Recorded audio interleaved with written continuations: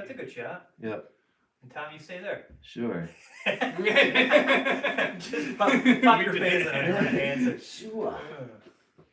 I'll start playing the theme song. Yeah. And then we will, I just gotta adjust these real quick. Okay, you got headphones, right, Tom? Yep. Yep. When I talk, do I have to get real up in on that mic?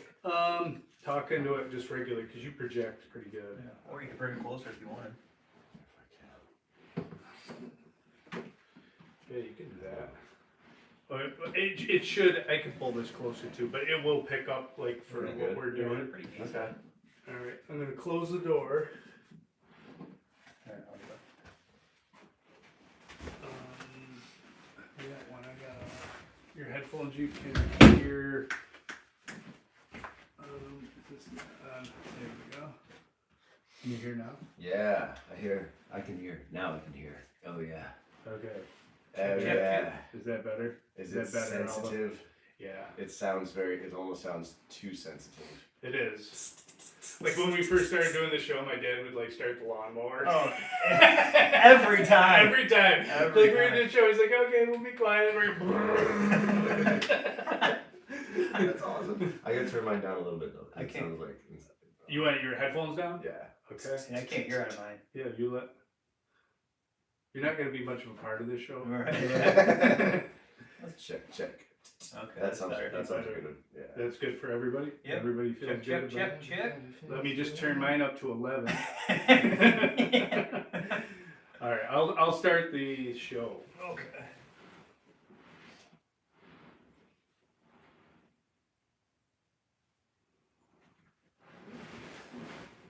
We're not recording. You can talk because you got it muted.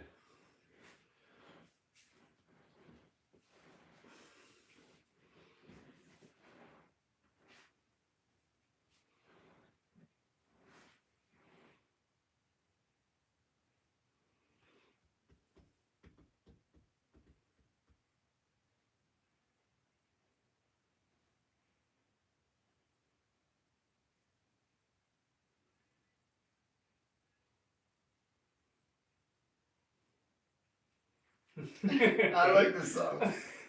Yeah, one of our guests wrote it for us. I'm into it. It's a bop, right? Yeah. It fits.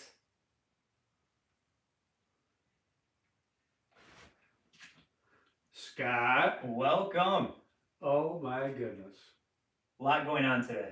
A lot. We're actually doing a live stream and we're not telling anybody. I forgot. I'll do this as we do the show. I'll post the link. You sent me that link, right? Okay. Yeah. I'm sending links out now. Hey, everybody. everybody. We're on TV. For those of you Look at out me, there, we don't know who's watching on YouTube because the screen's too far away. So you know, Right. but make comments and have a good time. Yeah. Oh, you can tell. Yeah, make comments. Oh, perfect. Yeah. If you notice that one of the hosts of the podcast is better looking than the other, Right. Make sure. Yeah. Or, and there's never been a more neutral response on TikTok. No, they're both pretty terrible. Right? Can you go back to radio, guys? Right. No, I'm not getting excited about any of that. That depresses me. Well, hold on, Scott, because in the studio this week, You introduced him this week. my former bandmate, Yep. man of many talents, excellent songwriter. That's the first talent that I What would like was to. the old band though? We were Electro 17 / Chemical Calvin back in Fucking high school. Chemical but- Calvin? Yeah. Oh, okay. Yeah, we did that for a while. But he carried on with it, and he lives in Japan originally. Now, as you know, we have a pretty big budget for this show.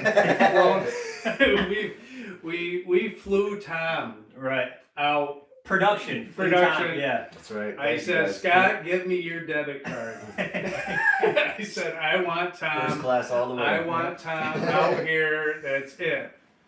Yes, he will get all the organic food plates on the well.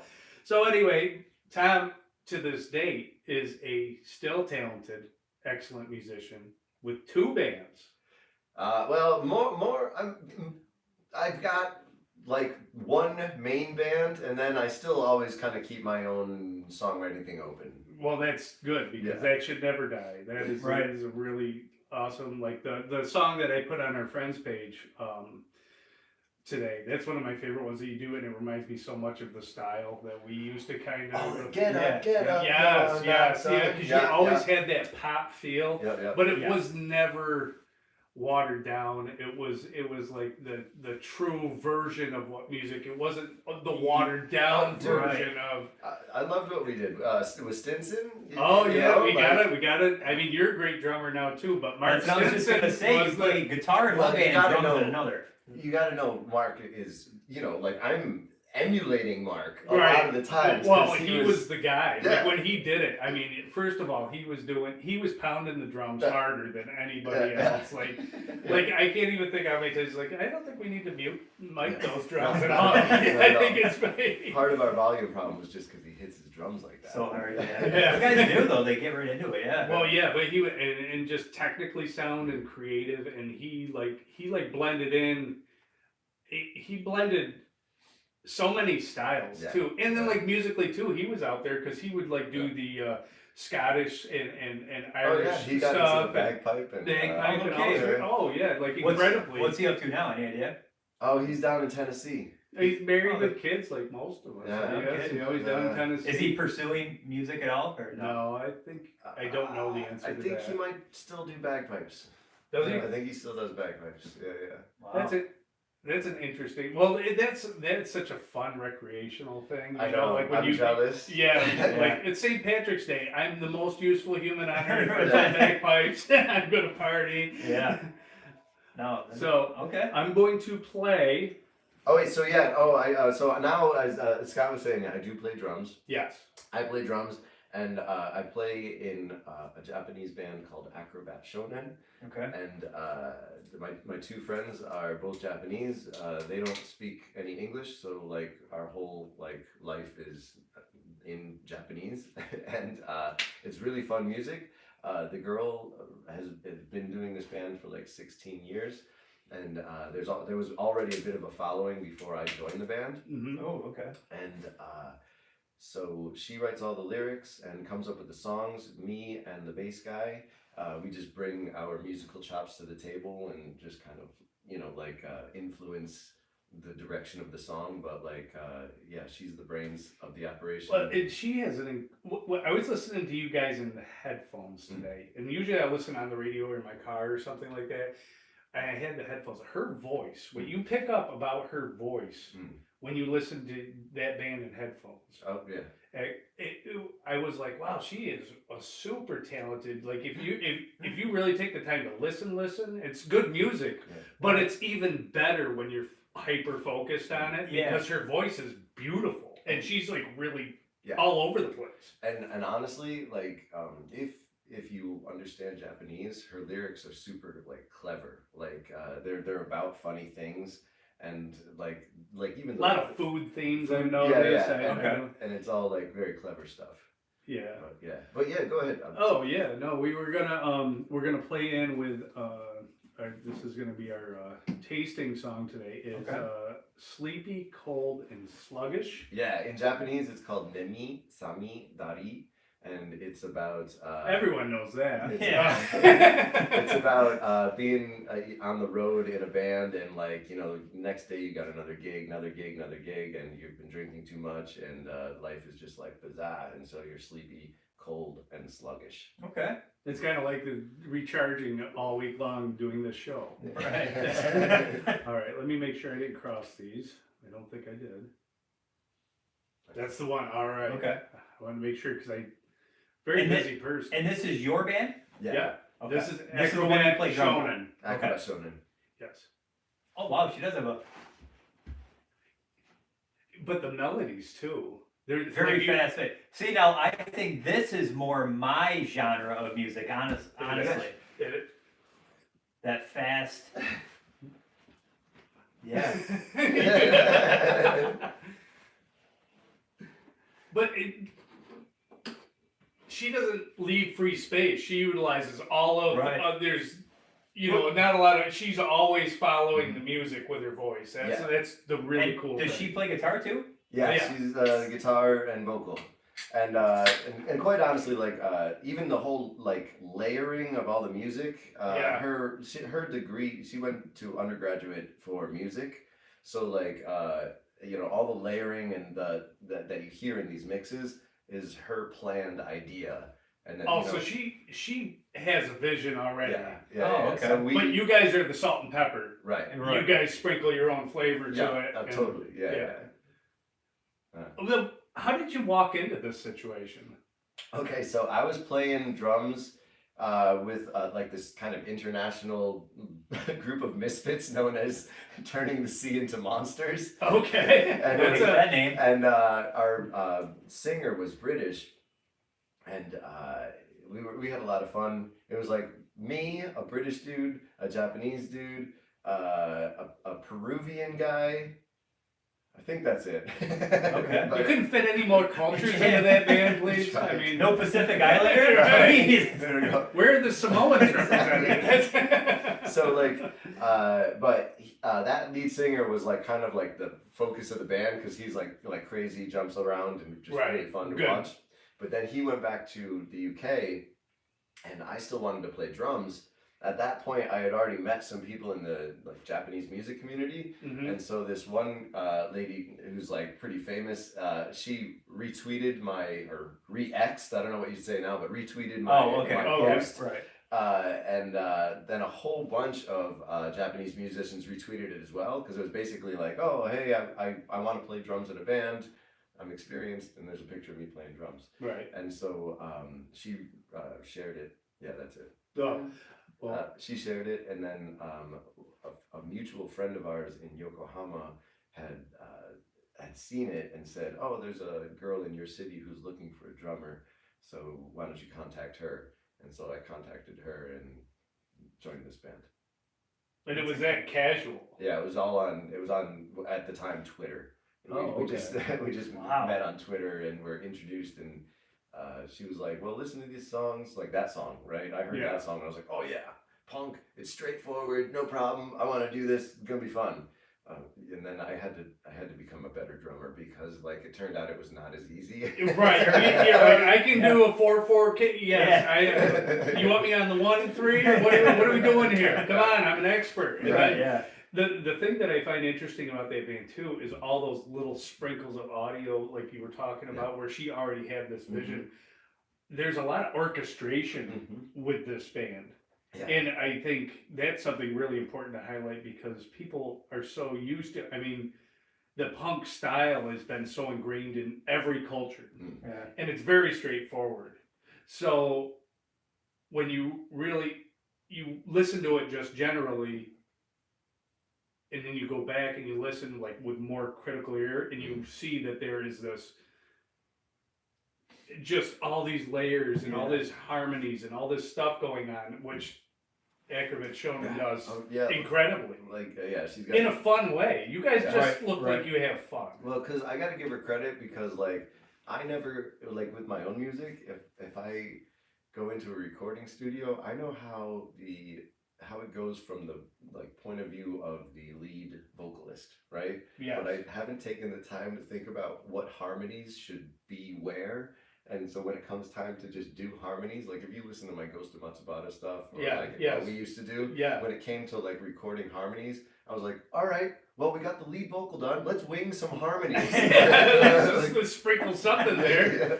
We got another track? Salt Bae. Salt Bae. So it is nice to go in and she's got it like written down. She's like, I want you to do this, I want you to do that, like, and so there's like, I'm always jealous of people. Yeah, I've written songs and stuff. I never did anything great, but like I always am jealous of people when people are able to just see their complete vision.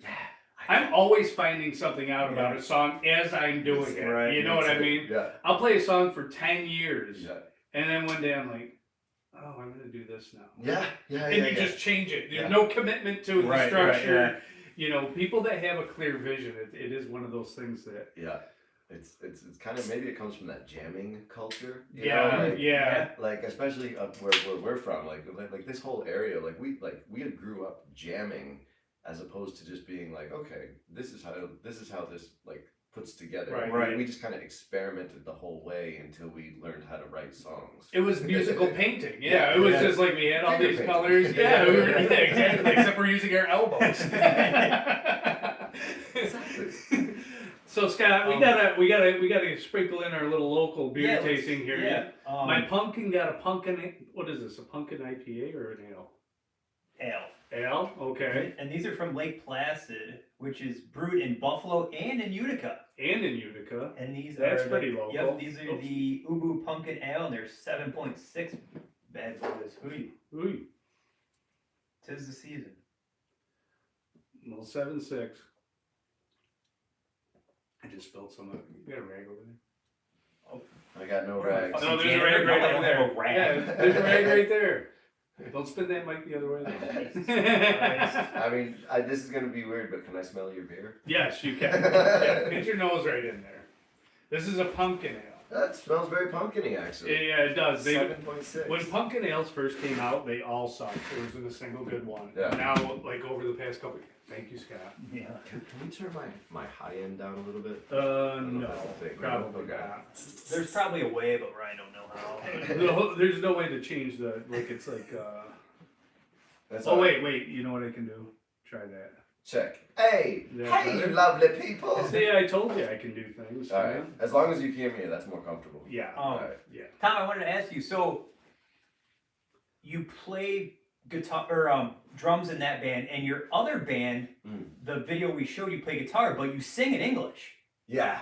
Yeah. So, is that a little confusing for the audience? Well, so yeah, that's one of the reasons I kind of lost oomph with that. Like, you know, like I did that for a while. There was like two things. One, yeah, like being an English songwriter in Japan, like there's some people that think it's interesting, right? But there's not really a market for it. Sure. Like most of the English singers and songwriters they want to hear are already like established. Okay. They're not looking for any indie guy, Right. Right, no right. startup to like appear in Japan. So you know, there's people that are like, oh, that's interesting. You know, are you Is that famous? because Uncle Jesse came over there from Full House Did and he? had that hit song? Yeah, don't you remember? Do you ever watch Full House? Yeah, but I don't remember that. He did a Beach Boys song forever, and he was really big in Japan, and like he became a big star, and was like Uncle Jesse was Yeah. all like he turned He into played a piano dickhead. in that song, didn't he? Yeah, he turned into a dickhead too. I think he's like, So- I'm so famous in Japan, I don't need any of you. No, Dude, maybe that like explains so much because like I could never figure out like whenever I've been in Japan for like almost 20 years now. You and need I- anything cleared up about Japan? Ask me, because I know. Good, I'm glad I have an I expert know here. all about Finally. it. Yep, 'Cause, you like- came to the right show. Because like Full House is huge over there. Like people are like, oh, Full House, like they know it, like they've watched it, and I'm like, Oh, yeah. Well, I mean, I know it too, but I'm like, Right. it's random what is a hit in a foreign country, right? So like, It is, but it's like when they like it, they love it the same way we do. yeah. When yeah, we like something Right. like Full House has that kind of squeaky clean. Yeah. I think is that what it is about Full House over there? You think? Maybe I think it. I don't know. It's just Full House was. I mean, we all watched Full House. I mean, you had all those characters. It completely I mean, numbed your brain. Now be honest. Like when we were kids, DJ was hot, man. Like Back in the day, yeah. And well, now I think Stephanie's the hot one now. Stephanie. On she's- Fuller House, perhaps. I don't. Right. Candace Cameron Bure, she's doing. Wait. And there was Uncle Jesse's wife was cute too. Yeah. And Becky. She's a straight up Aunt G. Becky. Aunt Aunt Becky. Becky- And she got in trouble. Yeah, right? yeah, that's what I'm saying. Oh, She's hey, like yeah. a real G. She's She paid her daughter to go to college, or Yeah, she or was like something, blackmailing not- people. yeah, that's what it Yeah, was. she yes. was she was like donating money so her daughter went to college for She paid next to her. nothing. Right, yeah. Yeah. And they made fun of it on Fuller House. That's why Fuller House is one of Yes. the best shows ever. And they It's like- didn't I they take never a saw stab it. at the I Olsen never saw twins it. too? Huh? Didn't they take a stab at the Olsen twins too? Yeah, the just for first not being episode? on the show. But I mean, Right. they're billionaires. I mean, Oh, yeah, we well, don't need to do anything. Can you tell the Olsen twins apart? No, No, I can't either. no. No. I don't even. I don't know. They kind of look like shit now. Yeah, well, yeah, they got all strung out. I mean, I mean, you hear about all those child stars, Yeah. man. Like they've been through. Well, they've been through they some tough exist. stuff. They exist in a world we only hear about. Yeah. And Exactly. we don't even really hear about the true Right. version of it. We It's just true. hear about. We only hear about like Yeah, but you know the billionaire. Once you get into the billionaire level, I think the world's totally different for you. Mm. Oh, it's gotta be. Yeah. Definitely. No, that's and you know just thinking about you like you go over there. Can you tell us about like getting to Japan? Like what Yeah. brought you to Japan? Right, yeah. So I had been doing archaeology here. Like my plan. Yeah, like my plan after college was like the only thing I was. All right, so like my second to last year in as an anthropology major Okay. made me realize that graduating with an anthropology degree leaves you qualified to work at Starbucks. Really? What? Yeah. Like, This is as a barista. Basically, you have like as with an anthropology degree, and like that's it. Like you either go on to become an anthropology professor of some sort, mm-hmm. or like you just cash out then and like find whatever job you can get. There's no like, because it's all reliant on funding, right? Like you have to find things that are funded to Okay, so- participate in. Well, so what I did, my second to last year, I took an archaeology field school. So then when I graduated, like that was my plan. I was like, okay, so now I've got a field school. Like I can get a job doing this, and I'll just there was a website where you could find open archaeology jobs and go anywhere in the U.S. Okay. And so that was my plan. And so for 2 years after college, I worked as a like archaeological surveyor, basically, right? So like Okay. if a building, if they're going to construct a building somewhere, it's like federal law, it's state law. I'm not sure exactly which.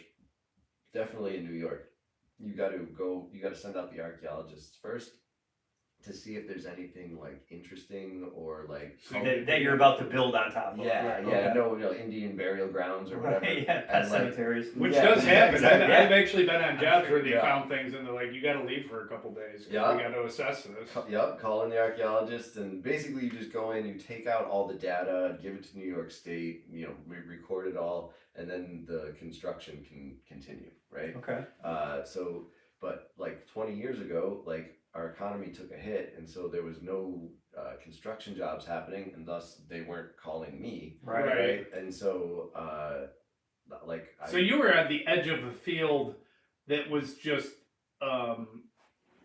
as needed kind of basis, and because of economic Right.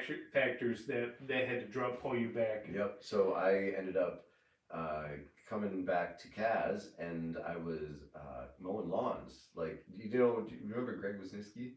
I remember the. Okay, he and I used to skateboard together all the Yeah, time. yeah. So he helped me get a job mowing lawns. He had a gig doing that. So he's Yeah. like, "Yo, we only need another guy anyway." Right. Yeah. Yeah, there's always Yeah. somebody. Yeah. It's And like here's so- 50 lawns to mow. Yeah, Thanks exactly. for joining. the Don't team. fuck it up. Here's 50 lawns to mow. Yeah. Do it Don't today. get dizzy. Yeah. Yeah. So he and I were doing that, and one day, actually, it was his idea, not mine. He just came to work one day. He's like, "Yo, bro," and I'm like doing a great impression of him. He's like, "Yo, bro, did you know that you could go to Japan? You don't have to speak English, and you could work as an English teacher." I'm sorry. Yeah, you don't speak Japanese. Right. Right. You don't have Yeah. to speak Japanese, Right. and you can work as an English teacher. And I was like, He's like, you only have to have a college degree. And I'm like, well, I got one of those. Right, yeah. So I was like, so I went home and looked it up, and I found the conversation school, and I was like, well, I'll go do this for a year. I've always wanted to travel, and I wanted to try to learn a language because I never learned French or anything like that. Right. It never took, Yeah, it never did. Like, I always feel like now, at this time of my life, where I'm like, oh, I wish I would tackle something like that, learn a language. But when you're in school, it's like, they might as well be just talking, like, making sounds at you. Because I couldn't take any of that in at that Well, wouldn't age. you need to know some of their language? Like, if you're going to go up there and try to teach them English, you need to know what they're saying Well, to you. Okay, so the plan with those schools at that time, they're working under the theory that, like, it's like total immersion. right? Like basically, if and this, I've come to the conclusion that this doesn't work. I'm with you, what you just said, right? Yeah. And I'll explain why. But like the total immersion idea, Right. like imagine someone drops you off in a country, right, where you don't speak the language, you have nobody that speaks your language, right, and you just gotta survive. Right, What- like okay, you're eventually gonna true. pick stuff up, right? But your understanding is gonna be. I like, feel like there's a name for that where you're like, Psychotic. yeah, it's like Naked and afraid. Exactly. But like torture. I mean, like, that has to be like as an individual. So you're over there by yourself. Yeah. And as an individual, there's nothing familiar. Well, yeah. What yeah, does that do to your mind? Well, like as far as like learning a language, just to get back on that. Like, I think it's extremely difficult, right? Like when I started learning Japanese, so that's why they were saying, okay, you don't have to speak Japanese. Come on over and 100% English in the classroom, and they're gonna do their best, right? Right. And just like they're gonna get it, right? And they're gonna study on their own, and when they're in the classroom with you, it's all English. So on the one hand, it is kind of a good philosophy, but I'm with you. Like when I like my Japanese private tutor when I first got to Japan, I had like like phrase book. Yeah. I knew how to Japanese for dummies or something. Yeah, exactly. Where's the bathroom and stuff like that.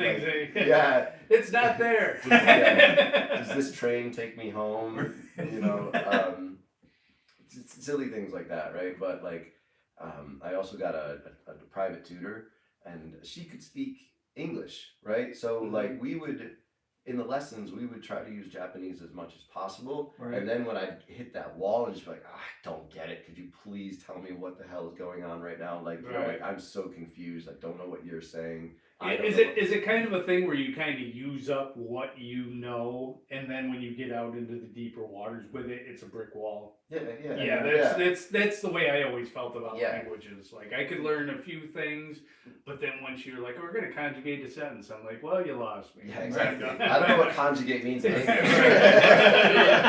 Yeah. That's the other rough Is this part. going to be on the test?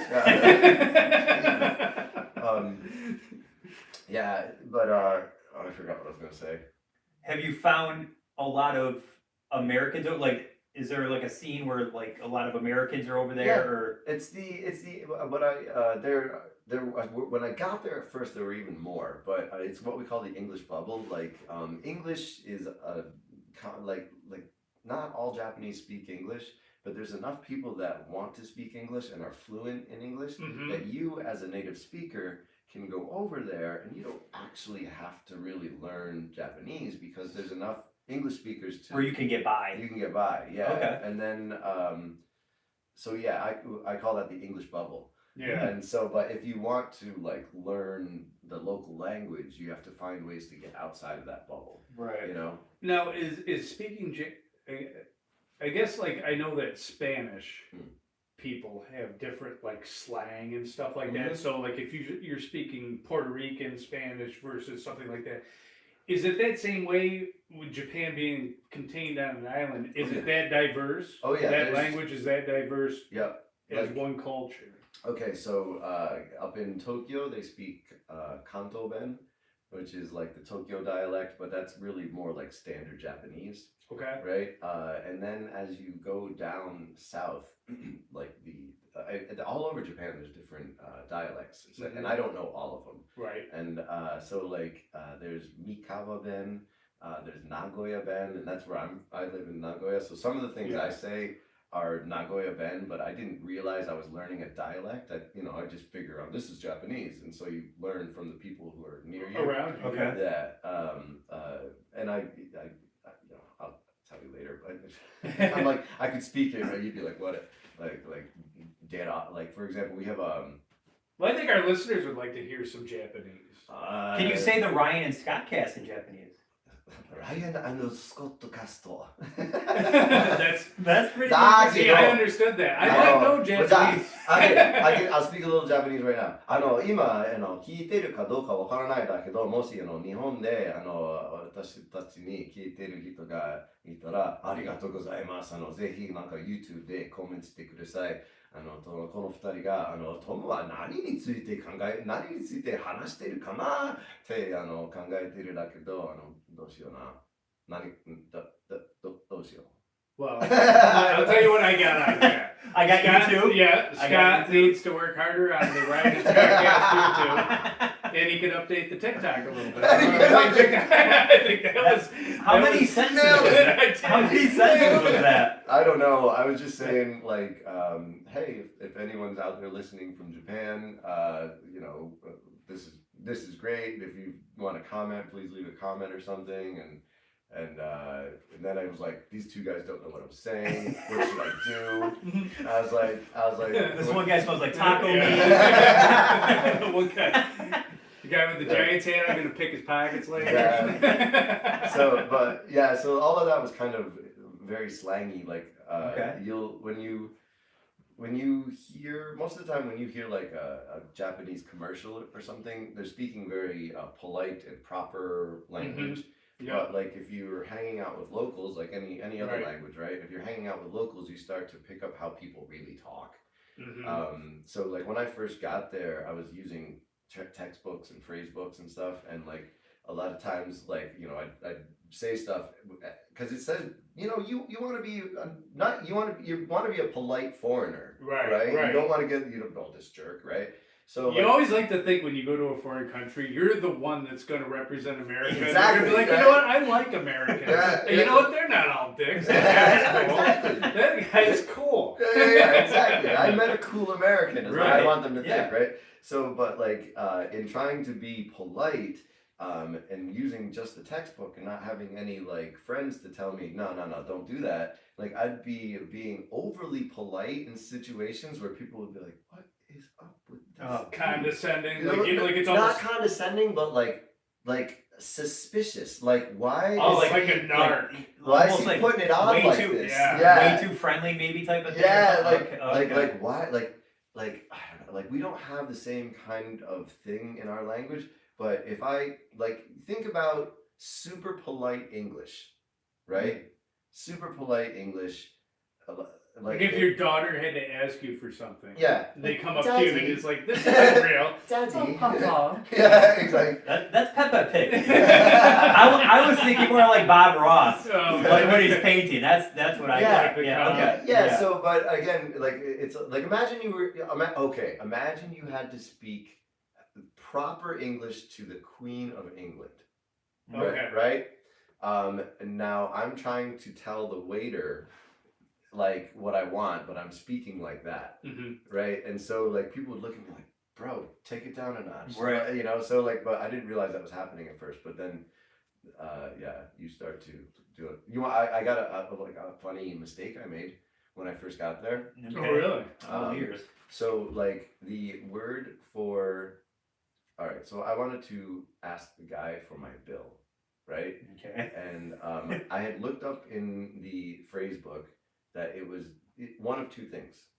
Now, what people usually say is "okaike kudasai," please give me the bill, right?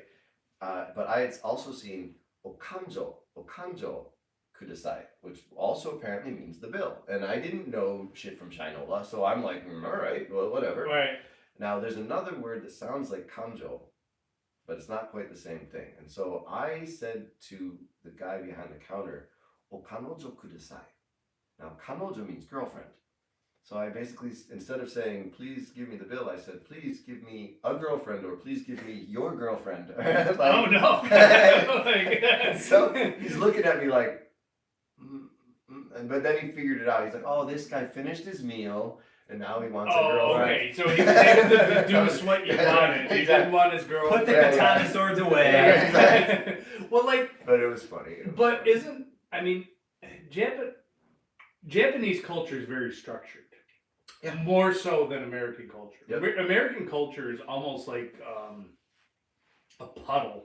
Oh, well, you know what? I've come to realize, like, all right. I played a video game when I was a kid, like one of those first role playing like video games. Okay. Right?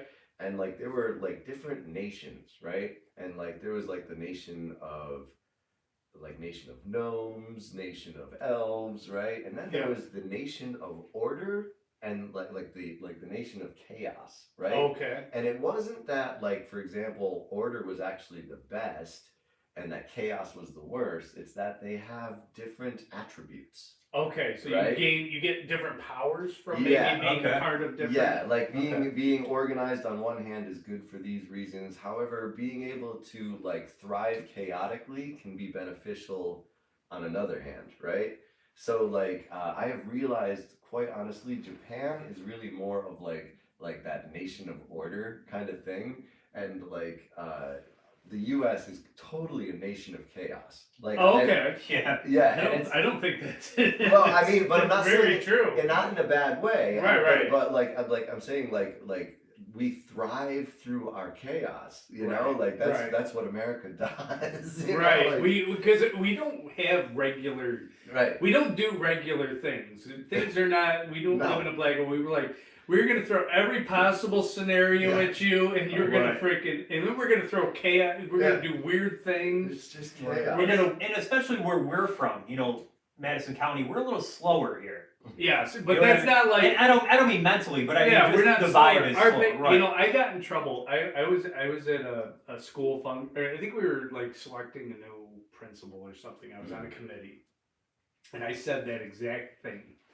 This candidate came in and he was just like, I'm gonna do this and blah, blah, blah, blah, blah, blah, blah. And he was just so fast, high energy, and he was a great candidate. I think he would have done a great job. Right? Well, I was just thinking, okay, but like the pace that we operate at backwards. Yeah. And I operate the thing is I don't exempt myself from that condition either. Right. I am slower. I work slower. Right. You know what I mean? I process things slower. So and everybody's at different levels. Like if I went over to Japan, I would be on year 2. I'd be like, I think I need to hire a private tutor. Come to Japan. Like I'm now working as a tour guide. I've quit the whole English teaching racket. Yeah, I'm done with all that you stuff. Didn't want to do that anymore. And now I'm working as a tour guide for this great company called 80 Days. Plug. That's my plug. You guys see that? Nice. Yeah. Go represent. Yeah. And we set up tours all throughout Japan, and it's amazing. So like, and what can you see on these tours? oh, we take you to Tokyo. We'll take you to temples. We'll take you to mountains. We'll take you to. Is it like a bus ride or is it a? Oh no, we do anything you want. We cater to everybody. I want Scott to wheel around on a unicycle. If you want to horseback, we'll take you on horseback. If you want to roll around on a bus, we will roll you around on a bus. Believe me. Really? You tell us what you want to do, and we'll take you all around Japan. Yeah, that's awesome. I take people. I take people on all sorts of tours now. Mostly, I'll show people around. Like the regular stuff is like showing people around like Kyoto or showing them around like Osaka because that's closer to my city. But I also do these like 2-week tours that take people from Tokyo. Then like we zigzag across the main island of Honshu, going to all these like cool like castles and Buddhist temples and like out in the mountains kind of like rustic stuff.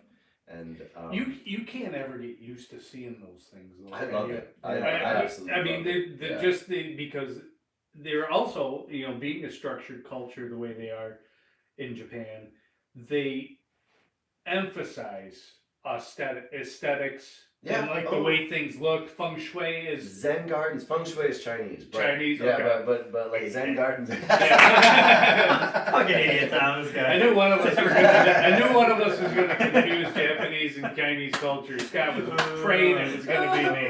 He was praying. I had that one in the barrel. I was waiting for it. He's privately thinking. I'm out of here. I did it again. I did it again. That's great. Oh, Scott, he'll be chirping about that. So you pretty much take them to all the hot spots. Yeah, Okay. yeah. But we also like encourage tourism out in the more like remote places. So the hot spots, yes. But we're also, there's so many cool things throughout Japan that we're also trying to get people out to. But yes, Okay. we do the hot spots, and let me tell you, in the summer they're hot. I bet. Yeah. Yeah, what No is pun the climate intended. like there? It's tropical? Is it tropical? It's like, okay, where I live in Nagoya, so like Tokyo's here, Nagoya's here, Osaka and Kyoto are here. Okay. Okay, and so Nagoya and Kyoto are on similar lines of latitude, and it's kind of like North South Carolina Ooh, okay. plus more humidity. So it's not pleasant in August, but the spring, the fall is really nice. We don't get where I live, we don't get like a snowy winter. It might snow once. And because like imagine the southern states, they're not prepared for it. Right. So They don't have plows or anything. right. So it's a huge hassle. But yeah, if you go to like Tokyo and above Tokyo, you get snow more often. Tokyo snow doesn't really stick there. But up in the like the Japanese Alps and up in like the northern Honshu and up in Hokkaido, there's lots of great snow. You know what's great about our show, Scott, is that we're the most cultured Madison County podcast in all of that because nobody's talking about the Japanese Alps right now except for our podcast. That's right. Right. How long does it? What was the plane ride like? How long is that? And I gotta eat. I'm sorry. I didn't prepare. I didn't eat before I came here. That's all That's right. okay. I'm really hungry, and I didn't really want to eat more of these, but I need to eat something. Yeah, eat something. Go right ahead. Our Just first eating guest, candy. Ryan, brought Well, a we can fruit stop. tray. Yeah. Remember that, Ryan? The old fruit tray. Yeah, we no didn't want to one have guests on the show, so we were like, I'll buy a fruit tray. So people can eat juicy Yo, fruits. where's my and fruit tray, bro? Where's my fruit tray, bro? we kind of learned that people eating on the mic wasn't it's fine. Shoot, we're gonna do it. Right, do whatever you Well, want. this is see, we're a show of mouth noises. It's not eating. That was like a separate YouTube channel. Like people chewing the microphones. The ASMR or Yeah. something like that. Well, I have to take you out to eat after this. I'm sorry, I cut you off because I was too hungry, but you asked me a legit question. I the just plane asked ride. the plane ride. How long the plane ride? All right. Yeah. Now this time it was a little bit shorter because this time I went from Nagoya to Tokyo, which is like about an hour plus on the plane. you know? Okay. And then from Tokyo to Dallas, which was the first time for me, and that took about 11 hours. Whew. And then Dallas to Syracuse, and that took about 3.5 hours, I think. 3.5 Oh, really? hours. Yeah.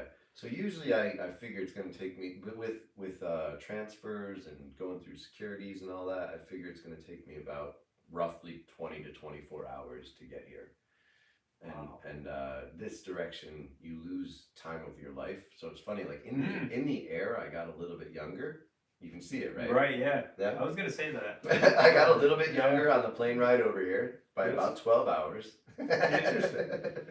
Wow. Maybe you could do something like that. Yeah, That would help you. So they're 12 hours behind. Is that what you're saying?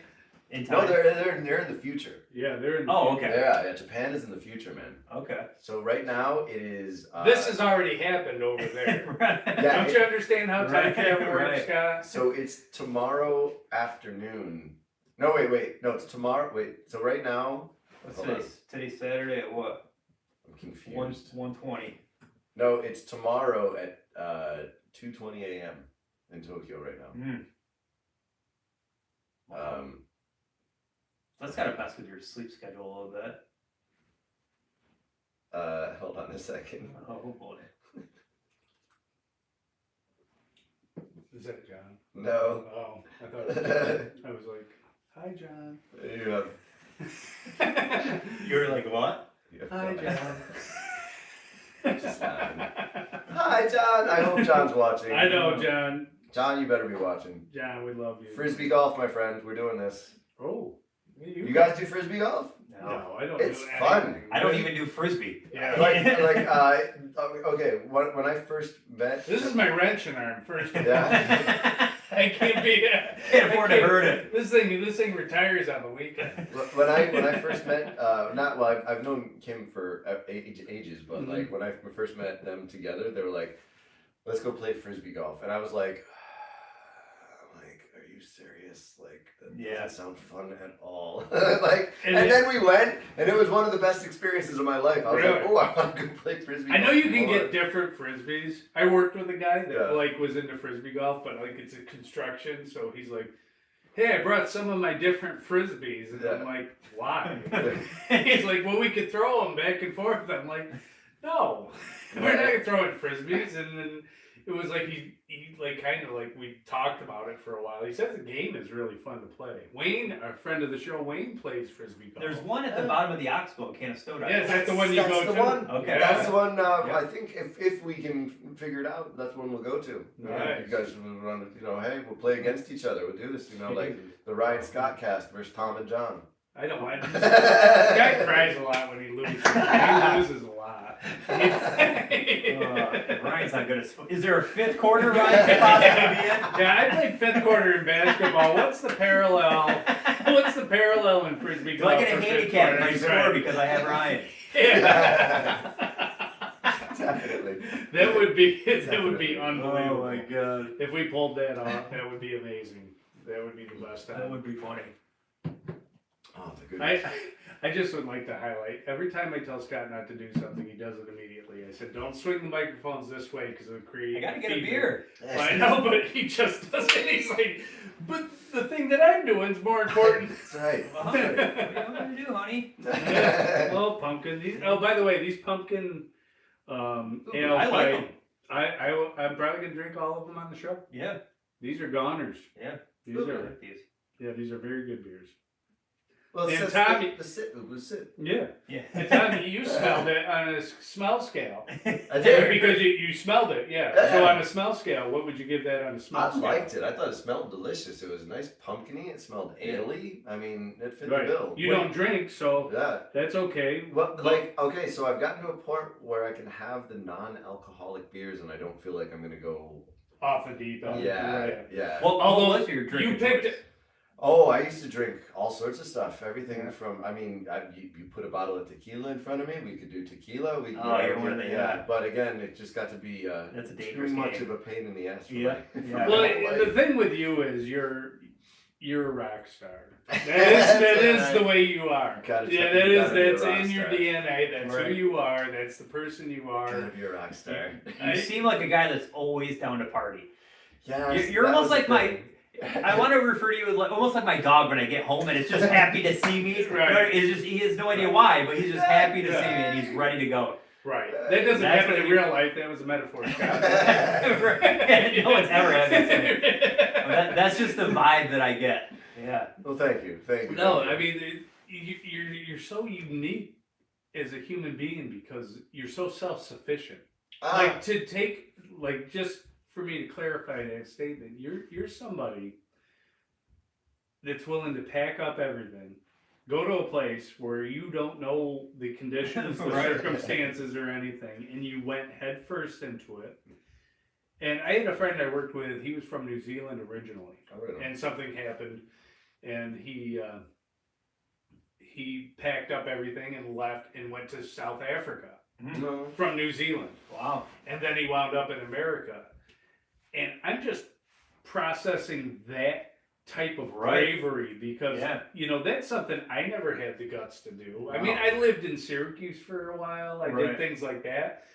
But to absolutely transfer yourself to another place. Right. Like, and when I went to Jamaica, they're like, don't go off the resort. I'm like, I better not go off the resort. I don't know. Well- don't know what'll happen to me. well, that being said, I mean, all of us, I'm sure. Did you know that Syracuse is statistically more violent per capita than New York City? Yes. All right. Yeah, I we- believe that. Yeah, Well, our friend Ralph Cognetti Oh, yeah. highlighted that because the team. Is his name really Cagnetti? Yeah. Dude, that's natural born killers. Oh, Stagnating. No, that's Stagnating. Oh, My okay. bad. I was gonna Jesus. bring that up. He's going to be on at the end of the month. He was actually in the movie Brothers Keeper. Do you remember when they had the movie about the Ward brothers? Well, I remember. He's the lawyer from that movie. Okay. He's the last living member. Well, no, the DA who wasn't really in the movie that much. He's still alive, I think. Yeah, he's still alive too, but he's one of the last living members of that movie. All the Ward brothers are dead and stuff, but he comes on our show. Mm-hmm.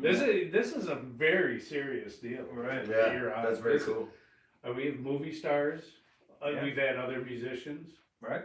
Nice. We've had, and we always like to get into the deep water with everything. To get back to you on the going over there like that, just packing up and going over there. Kind of like I said, the options had run out as far as the job I wanted to do. Like there was an opportunity, and I was like, well, I just want to do this for a year, right? So like honestly, I didn't think I was gonna be there this long. I mean, I love my life, and like this is the decision I made, and this is what's come of it. Yeah, right. And I do like what's going on. But again, I always joke. It's like Gilligan's Island, man. Like I went over there for a 1-year tour. Yeah. And like I just one thing led to another. Right. And like my kind of network of community of people I know, the types of jobs I was doing, kind of really being stubborn about learning Japanese. I just was kind of like, if I go back, I'm gonna forget what I know, kind of thing. Like, if you leave and come back, yeah. And so to immerse yourself was part of the challenge for you. For me, yeah.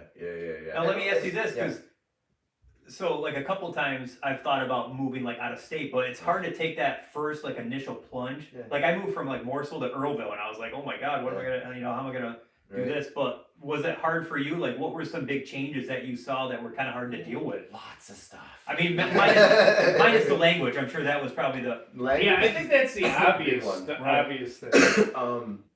There's lots of challenges. Yeah, everything from getting a bank account in Japan to like, dealing with getting your health insurance and taxes and all that stuff, right? Yeah. You have to pay American taxes. You have to tell Uncle Sam what you're doing, but like, right. But like, as long as you're paying taxes in Japan, they kind of let you. And I haven't made anywhere near enough money for Uncle Sam to be like, you're interested, right?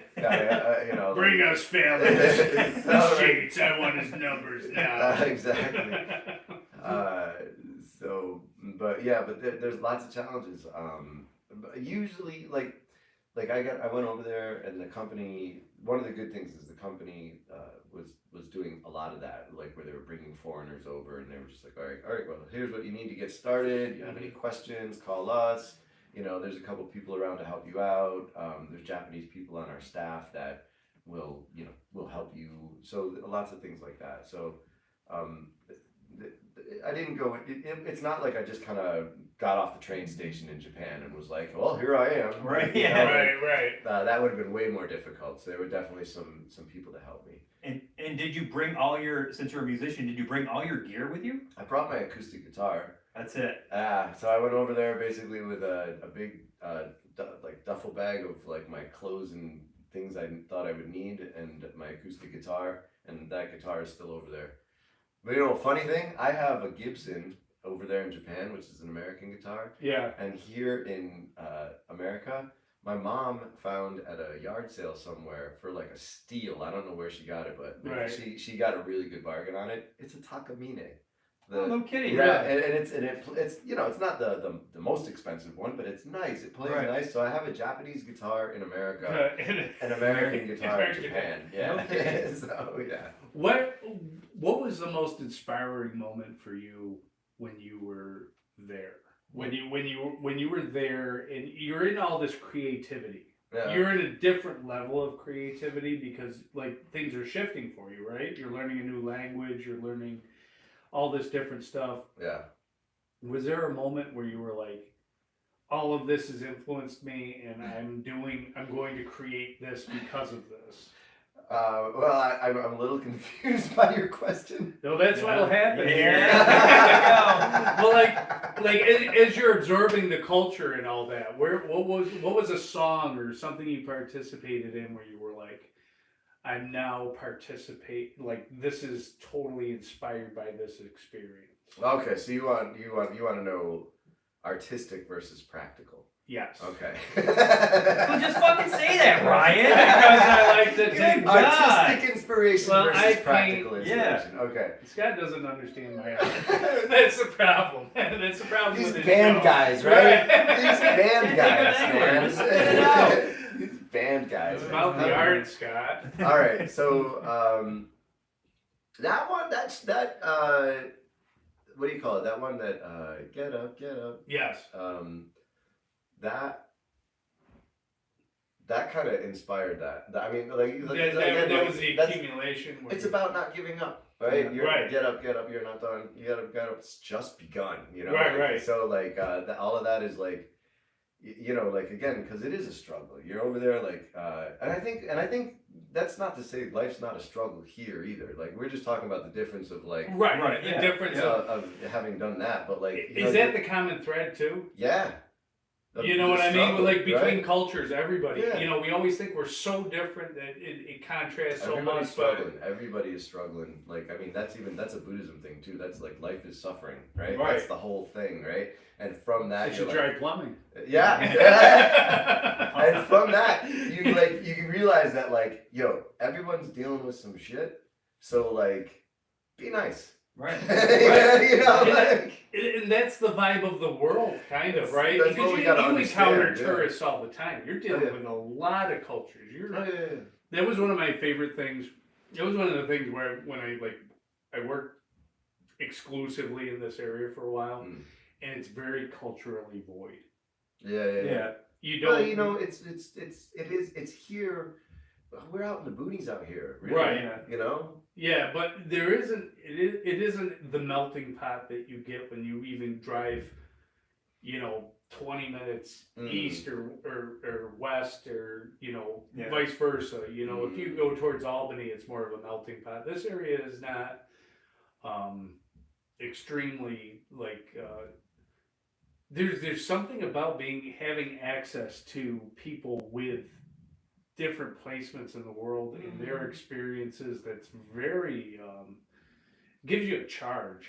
Yeah, but like I think traveling and meeting people from other countries, right? Like the more you can do that, the more you understand about the world because you understand people's perspectives, Yes. right? Like and like even like learning Japanese, like okay, I say when you're learning a second language, it's kind of like you're adding a new linguistic or communication software into your computer. Sure. Right? And so one of the weird things about Japanese is the grammar is like backwards to English. So like our grammar actually goes the same direction as Chinese. Really? Yes. So for And example, Mandarin Chinese is deemed one of the most complicated languages on earth. Is that well, correct? the tones. The Chinese has all the tones like that, like like they have like all these tones that you have to be real specific about. Oh, really? And in Japan, like that's not a big deal at See, all. we're very monotone in Yes. America. We are not. Especially that's part of our upstate New York. Just this That's part of right. our dialect. We don't think about it, but that really is part of our dialect. Right. So Because that, people say we're kind of dull to listen to, essentially. right. It's So just- with the Chinese with those tones, if we were to say a word just in our normal voice, they wouldn't take it the same way. All right. For example, I can say my self introduction in Chinese, like who I am and what I do. Well, Right. I mean, with my old job, I know how to say my old job, right? Right. But like whenever Chinese people hear it, they're like, ugh, ah. That was not beautiful. Yeah. I know, like, it's like I got the point, but I wish you didn't say it at all. But like, but anyway, the grammar. Back to the grammar. Like, English is like, for example, I love you. Subject, verb, object. Right. In Chinese, that's also 我爱你. All right. So again, that was the same thing. That was the subject, verb, object. But in Japanese, you don't even need to use the subject. Like, I mean, everyone here in America freaking out about pronouns. Right. Japanese did away with those long ago. I mean, we have them, but you don't need them in the sentence at all. You don't have to declare a sex to your subject. You like just that. It's inferred by who you're talking to and the situation you're in, what the subject is you're talking about. So like, I mean, you can use a subject, but most of the time, like, it comes out like not necessary. So like, for example, in Japanese, to say I love you, I know you say watashi wa anata aishiteru or anata ga aishiteru. Well, I guess you'd say wo. Is it wo? I don't know. I fucking know my Japanese. Anyway. Yeah, right. But anyway, like. Well, we wouldn't have known the difference. But you don't. But you get rid of all of that. You can get rid of the subject and you can get rid of the object. And you just use the verb in Japanese, and so you say aishiteru, like loving, and that means I love you.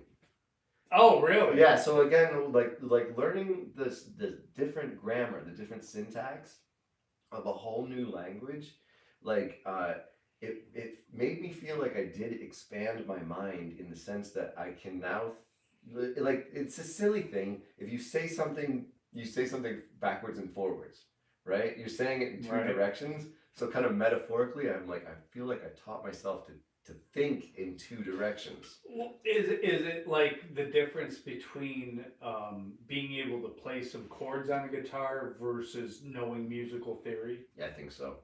I think that's because you can kind of comprehend things. Yeah, I know what you meant there. Yeah. Yeah. See. Yeah. See, Scott, he gets me. Why don't you? I don't get why. Like, it wasn't a perfect metaphor, but I knew exactly what he was talking about. I'll let that one slide. I'll let that one slide. So those of you who don't know, Ryan and I were in a band in high school. And what year was that? He said that at the beginning, right? Yeah, 96, 97, 90. Yeah, 8, maybe a little of 98. Yeah. Okay. So like for when we were in high school, we were in a band together. Yes. And we had a lot of good times. We talked a lot of schmack. Yeah, that was my favorite part about all of anything, was just running my mouth. A lot of smack talking. We may or may not have gotten in trouble here, there, and everywhere else. There were things, we like to participate in certain activities. We definitely played at, what was it, down here in the Fort? We played at the Fort in Morrisville. We played at the Fort. We played at what was that bar? That guy that wanted to, remember that guy wanted to manage us? Yeah. But he was really kind of slimy. Was it not Greg? It was Deep, something deep. George. Yeah, George. Yeah, you got it. Yeah, he was kind of like, he was like, I'll manage you, and it's like, but you won't make any money. Yeah. Let's just say he was a visionary. Yeah, he was a visionary. Yeah.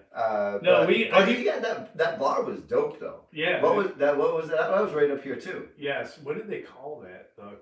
No, it's the Corral now, but it back then it was the. What was it back in the day? Stylene's Rhythm Palace. Oh, Jesus. But that's up in Syria. Yeah, that's up in Syria. What the? See, they don't have anything like that anymore. The well, because everyone just takes their laptop out and now they're a DJ. Right. Yeah. We went to Funk and Waffles. They had good concerts up there because it's a small venue kind of place. Yeah. Like the kind of shows that we would have done, like those. The small venue stuff. Well, Lost Horizon's still there. It is. Oh yeah, it is. I did Tom see that. played there. I never played there. I played there too. That's weird. Yeah. Right? No. Boo! Ryan said you didn't play there? Oh man, you didn't get to see the back room? No. Wow. What did you do in the bathroom, Scott? What was going on? I only saw where Metallica signed the wall. It's no big deal, though. Yeah, you probably couldn't see that from where you were sitting. I think the last concert I saw there was Cowboy Mouth.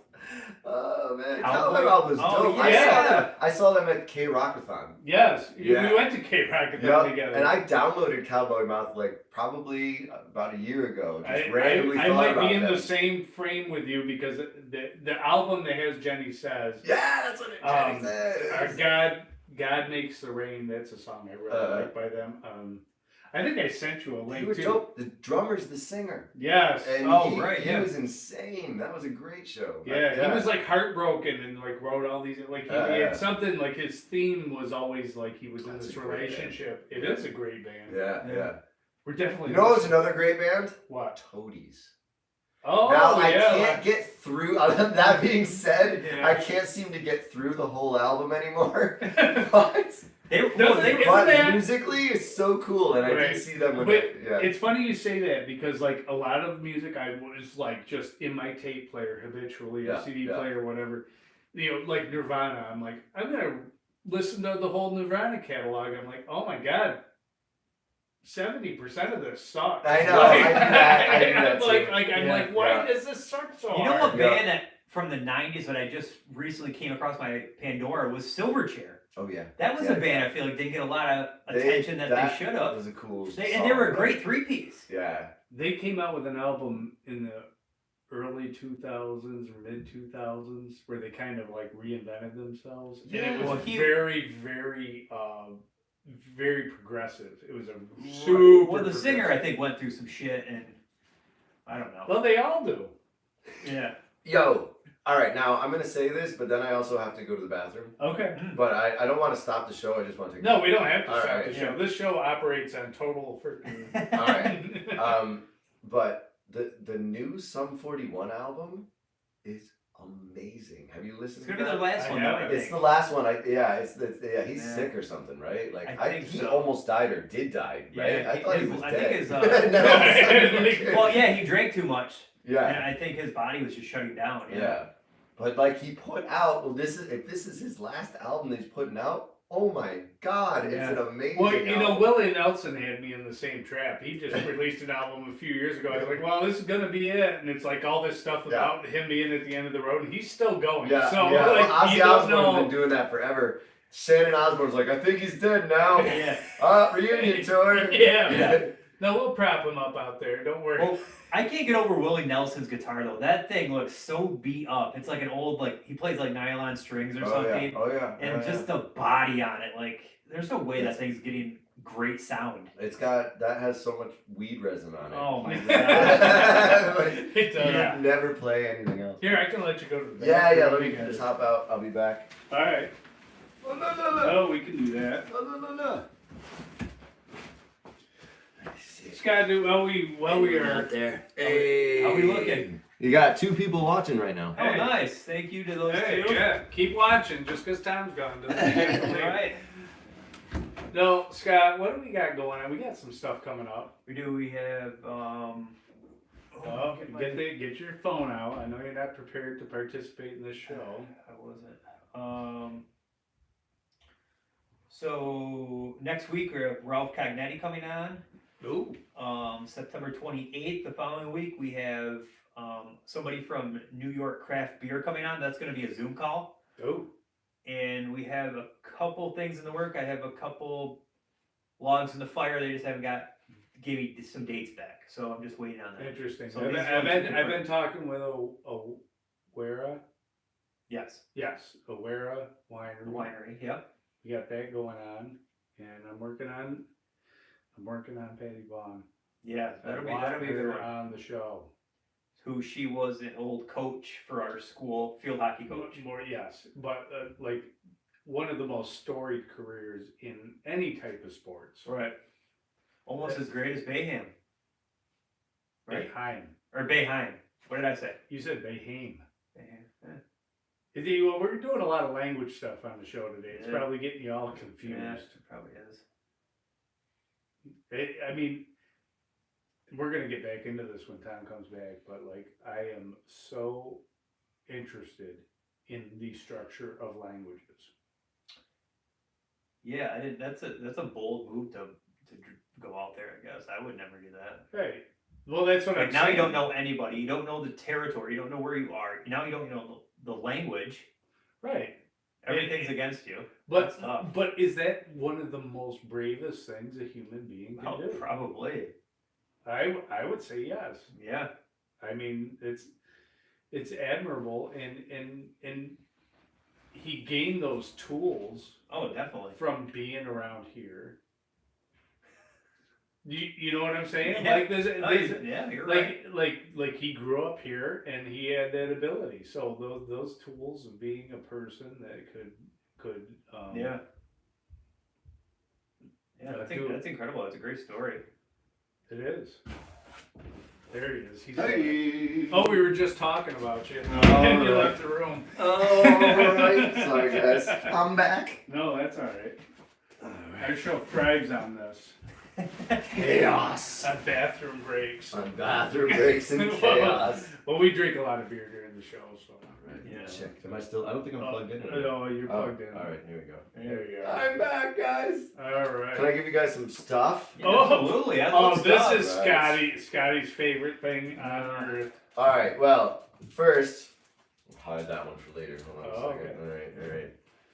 Now. There's multiple gifts here. Yeah, and actually, there's one more in my backpack that I forgot. So, this is the old Ghost of Matsubara CD.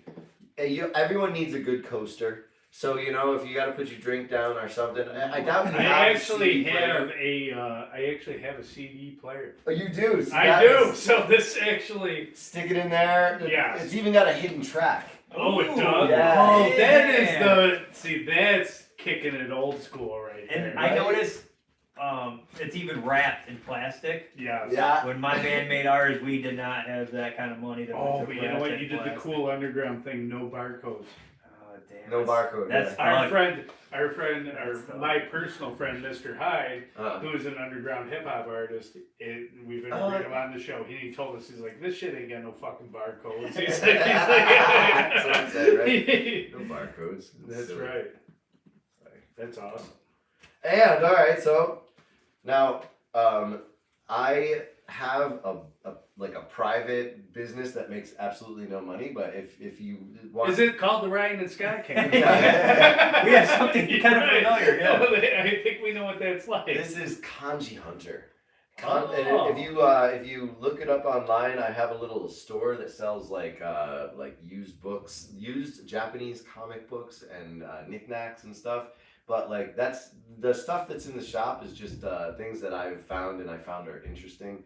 I just recently sold an old scroll, a Japanese scroll that What? like if you open it up, it's like this artistic painting of this festival called the Takayama Hachiman Matsuri that happens every year, and it's been going on for like hundreds of years. So someone saw that on the web store, I guess, the web store, and recently bought it. But I'm not going to be able to process that order until I get back. So, bro, if you're watching, we'll He's do that. working on it. I'm working on it. When I get back to Japan, I'll send that to you. Wow, that's pretty neat. So, but that service or that company is Kanji Hunter. So these are T-shirts. There's Oh my T-shirts God. available on the website. I think I could have given you a large, but he said extra large. No, Here's a large. Scott You always can, likes to think he's bigger than you one. can fight He over does. those if you want.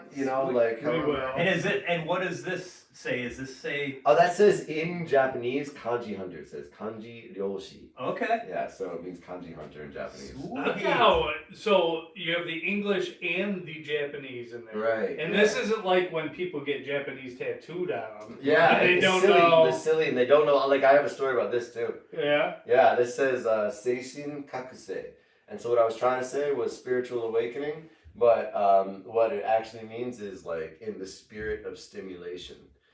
So that's nice. Spirit of stimulation. Well, I mean, there is a It's kind of like a spiritual philosophical quality to the. Are there like Japanese people that go around with like words, like English words on their back or anything like Most that? Japanese, unless they're like, I mean, their tattoos are more prevalent now, but like most Japanese don't have tattoos. Like some do, nah, you don't. You do, but I've seen on the internet, right? I've seen like that on the internet. No, I have seen. I don't know to talk about because bro will be heartbroken. But like, I have seen a dude with a really bad English tattoo, and I was like, Did you have to break the news to him? I didn't want to break the news to him because he'd already gotten this tattoo, and I was just like, yeah, you're gonna get your ass kicked. Like, Right, like that wasn't a I was good like, idea. and or you're gonna get used as a bottom, like somewhere down the line, like you shouldn't have ought to done Yeah, that. don't. But anyway, good on you, man. Nice Yeah, tattoo. right. So, can't tell you about that story, but anyway, Well, we can talk about it off air. these you each get an Acrobat Shonen. These are the new Acrobat Shonen stickers. Oh, sweet. So you each get one of these. And, these are. I there you love go. it. Perfect. And yeah, put those anywhere you like. Stick it up. Stick it up. And of course, you get Holy cow. your very own ghetto yet very cool Acrobat Shonen poster. Oh, dude. That's for your studio, but I'll Yes, give you one each definitely. anyway. Yeah. Yeah, and you'll have to sign it. That's this. Yeah. Yes. Definitely. Yeah. Yeah, Every once in a while, you got. You're gonna be signing a lot of autographs after the show. Excellent. Oh, this is awesome. Well, come to Japan and you can get your the other two to sign it as well because they have really cool ways that they sign it. And mine, I'm of course like the guy with the worst handwriting, and so like I'm like, Yeah. like they can Look draw at how I wrote pictures. everything down Yeah, here. It you're- looks like a toddler wrote that. Dude, in all honesty, Ryan, I came over here and I looked at this and I go, what did I write on that pad? Oh Like, my because this looks exactly like my hand. Right, Like, like- it looks different, but But exactly close the enough, same. yeah. Like that struggling, like. Yeah. And you know what the worst part is when I write things down, I still don't know what I meant. Yeah. It's Yeah. like I know it's like I'll write it this way so I know what I put down, but Well, Tom, from one Fortune 500 company to another, we just have stickers. yeah, Nice. yeah, we have not This is evolved. awesome. But once we get into the T-shirt market, Yes. So plaster them. We the can Ryan do that if you want. ScottCast, and honestly, we don't have Japan. We have been heard in 16 countries, Tom. Oh, right on. Okay. And actually, we were used to be like 99.9% American, and now Right. we're like 98% American. Right. And then we have Nice. like some German audience that's pretty consistent. Yeah. Bahrain. Nice. Yeah. Nice. We have what's the other big country that we're in?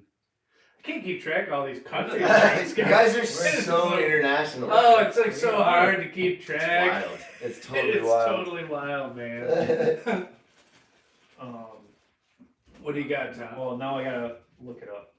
I gotta see what it is. What does your shirt say, by the way? No sign of intelligent life here. Ah, yes. Big Earth. alien guy. Yeah, Scott is Earth. super. Yep. I Scott, think, well, you guys have like the Yeti over there, don't you? Or maybe they don't call it the Yeti. Did they call it the Yeti over Chew, there? Yeti. chew. We have these weird deer-looking things that are out in the woods, and when you see it, it looks like this wild old man is looking you in the face. It's like it's a Japanese. It's kind of deer. I forgot. But what it's like a called. cryptic. Yeah. No. It looks like a cryptic, but no. What do we have? We have kappa. Oh, there's lots of what Japanese called yokai, and yokai are cryptics, but they're more like demons and stuff like that. Right. Okay. But one of my favorites is this turtle-looking thing. It looks like a turtle. It looks like a turtle man with long arms and legs with webbed feet, and it's got like this little like ring of hair, kind of like me, Right. but like with a short monk's cut. You know, like a short. Oh, okay. Like you know, the very. It's like a like bowl. Friar the monks Tuck. that- Yes. Okay. The yeah, I Friar know what you're Tuck, talking about. Yeah. And that thing hangs out in rivers. It's called a kappa, and it like children and people who get too close to the rivers, it takes them in and drowns them. Now that you said that word, I don't know if you've ever seen Ninja Turtles 3, Yeah. where they travel back in time, but when Scott's like another real thing is Ninja Turtles 3. no, but when he said Kappa, when the Japanese guy came to America and he saw the Ninja Turtles, he said Kappa. That would be why. Yeah. I thought Kappa just meant. Does it just mean turtle? That's it? Or is No, turtle is. Oh, now I forgot. I love turtles, and I just forgot what they're called. Okay, so I was under the impression Oh cop my was God. just a turtle. もう、アメリカにいるんだけど、日本は住んでるんだよ。大変ですよ。I forgot how to, I was just telling people listening in Japanese that I've been in America now too long and I'm forgetting Japanese. Because I don't know how to say turtle. Kappa is not turtle. Oh, you'll definitely lose some of your intelligence being on this show. Tatoru. Nah, sorry. How do you say fuck? Fuck. Like, well, That's that's a a very unique English word. Really? But they say shit all the time. Kuso. Kuso is Kuso. shit. Yeah, kuso is shit in Japanese. Right. Like But like, fuck. Ryan ScottCast. Ryan ScottCast. Real cute, Ryan. Nice. No, I just Expert usage of the word kuso. yeah, I freaking Like when people get into arguments and stuff, is swearing a big thing where they All right, so they don't really have curse words, but they'll say things like kuso tare, which means like shit sauce. Like oh my kuso tare. oh, there's no coming back to some kind But, of shit like, sauce. They basically their swear words are more like just like I don't know. They say things like taco, ano taco, like the taco. That one I haven't really understood because like taco means octopus, but it could also mean like a blister of some sort. Like so, but like it's like that's very contrasting. yeah, but like again, it's like yeah, but for example, they'll start rolling their R's. Like when you see gangster guys, like who are like trying to start a fight, they start rolling all their R's and stuff. That's a Spanish kind of thing, right? Like typically, like a trilled R is a. But they use it in a different way. But it's one of those things. That okay. Only comes up in guys who are either really trying to sound tough and macho or just about to go at it in a fight. Like so it's an aggressive thing. Yeah. Which I don't. But so that's a good. So that's kind of like swearing, you know. But there's less polite ways to talk. Like so, for example, back to pronouns, right? Like if I want to talk about like you, right? The pronoun you. Say anything you want. Really let him have it. Yes. Do not hold back. Really get in there. Yeah. But like if I'm saying you, like there is anata, which is again it's a bit feminine. Like most times, like again you just kind of drop the subject or use the person's direct name, like Scotto-sama. That's extremely polite. That's like Scott, the higher up one. I like the way that sounds. okay. Scotto-sama. I really like the way that Right? sounds. No, that's the last time that'll be here. and then underneath that, which is just like regular polite, Scotto-san. That's like Mr. Scott. Okay, Right? so that's kind of sharper. Scotto-san. San. Okay. Right? And then after that, you might hear like women. Like I use pronouns like an English speaker because I was a late learner of Japanese, and a lot of my Japanese is like me forcing English into their language. Oh, really? Yeah, so like I've gotten more natural over time, but it's called I don't want to get off track. I always do this. Yeah. But like well, this whole show's off track. this whole Don't show worry is about off it. It doesn't matter. This is welcome to the ADHD podcast. Right, yeah. Yeah, we're all self-diagnosed. Don't worry about it. Yeah. It doesn't matter. So after Scott-san, we'll get all ADHD. Yeah. After that. After Scott-san, then you might say something like anata. Anata also means you. All right, anata. Okay. And then more familiar would be kimi, right? And like I only use kimi with my like girlfriends and if I have or my bandmates. But like my bandmates, a girl and a guy, right? And But, so it's like, something you have a relationship with? well, I'm so familiar with these people that I Mhm. say kimi, Okay. right? Like because we're always familiar, and it's like it's so kimi. You're comfortable. Yeah. So and then after kimi, like you can start getting a little rougher. You can say like omae. Omae means that which is in front of me. Omae. Oh, really? yeah. Okay. But like it's still used as like a proper form of saying More of an object kind of tone right, to oh it. my on it, like speaking of you, but like again, it comes off as like speaking of what's in front of me, you. Right. You know? Oh, so it's Okay. it's more dismissive, maybe a little Oh, bit. yeah, a bit more little dismissive. bit, yeah. Like I had a girlfriend once where I would call her oh my all the time, and like she actually had head trauma, so like that's a whole different story. Jesus.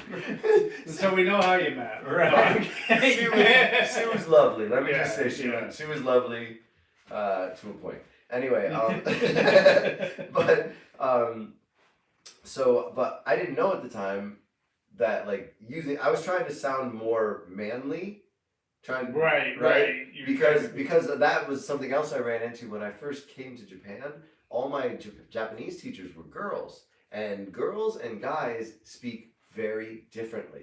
So I was starting to learn Japanese and How speaking how like is an that parallel effeminate to Japanese guy. Right. How does that Okay. parallel to how do you observe men and women speaking differently Oh, yeah. over here? Over here, Yeah. Over in America, do you feel that there? it's not we there are differences, but it's almost vocabulary differences with them, like word choices, right? So like I was saying the right ideas but choosing the feminine words in my delivery, Yes. right? Yeah. So there came a point where I realized this, and I'm like, I'm talking like a chick, you know. Like Right.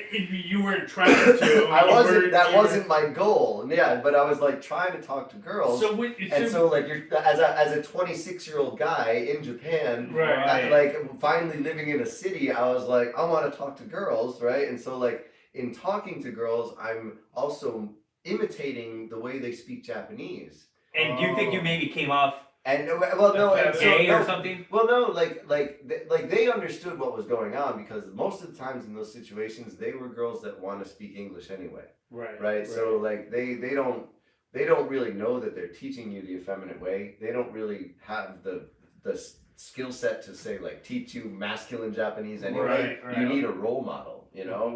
Mhm. So I'd come to the realization that oh my God, I'm talking like a chick.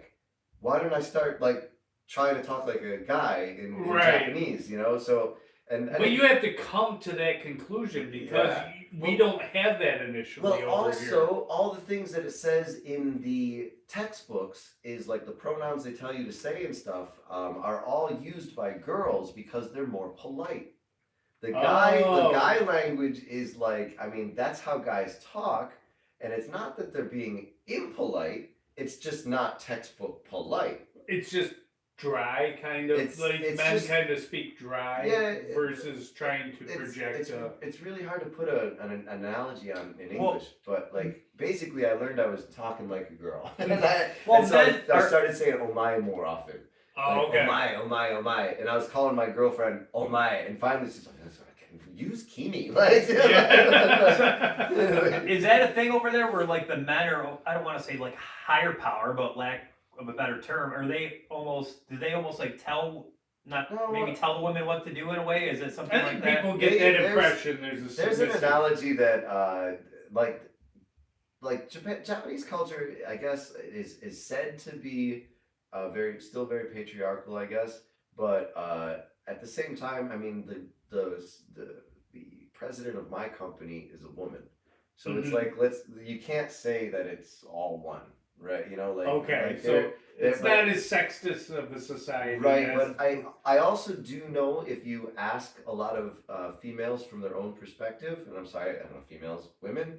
If you ask a lot of girls from their own perspective, then they say yes, it's very sexist. So again, like I know what I see from my point of view, right? But I'm not having their experience, right? So I don't really know. Yeah, you can't. But I will say there is in like traditional Japan is a fairly conservative country, right? So like they still have a very conservative overall conservative look of like men's role and women's role. It's changing. I'm not saying 100% changing, but I'm saying that it is more like, you know, they get American media, they have Instagram, TikTok, whatever. But Yeah, because they don't have like their government is kind of more Right. of a free society than what is experienced in China. Oh yeah, oh yeah. Yeah, Oh, yeah. and for anyone listening, like I had tourists that didn't know this. Japan was not under lockdown like Shanghai. Oh, Like really? Japan had lots of freedom during COVID.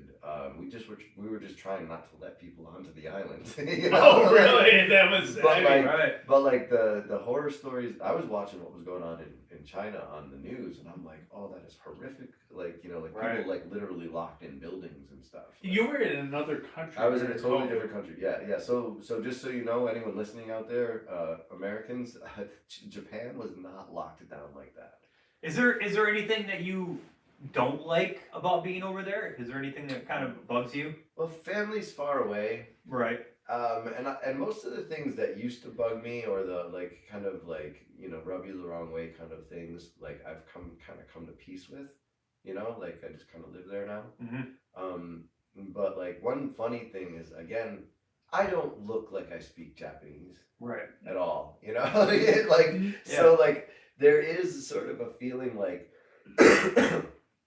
every day's your first day when people meet you. Right. Like there's no, they have no faith that you know anything about the culture or that you've been there at all. Yeah. So like when people meet you for the first time, it's always they're kind of dealing with you as like, oh, we're starting from Almost judging you right off the bat. yeah, in a way. like oh, so I'm probably gonna have to teach you all about this stuff, and in my head I'm like, oh, I already know that, I already know this, like, so there's a lot, and again, it's not that anyone's doing anything wrong, it's just that I live in Japan, Right. I don't and look they're- like I speak Japanese, and so a lot of times I still get treated like a foreigner, but again, I've come to peace with it, like that's just that's the situation I live in. Yeah.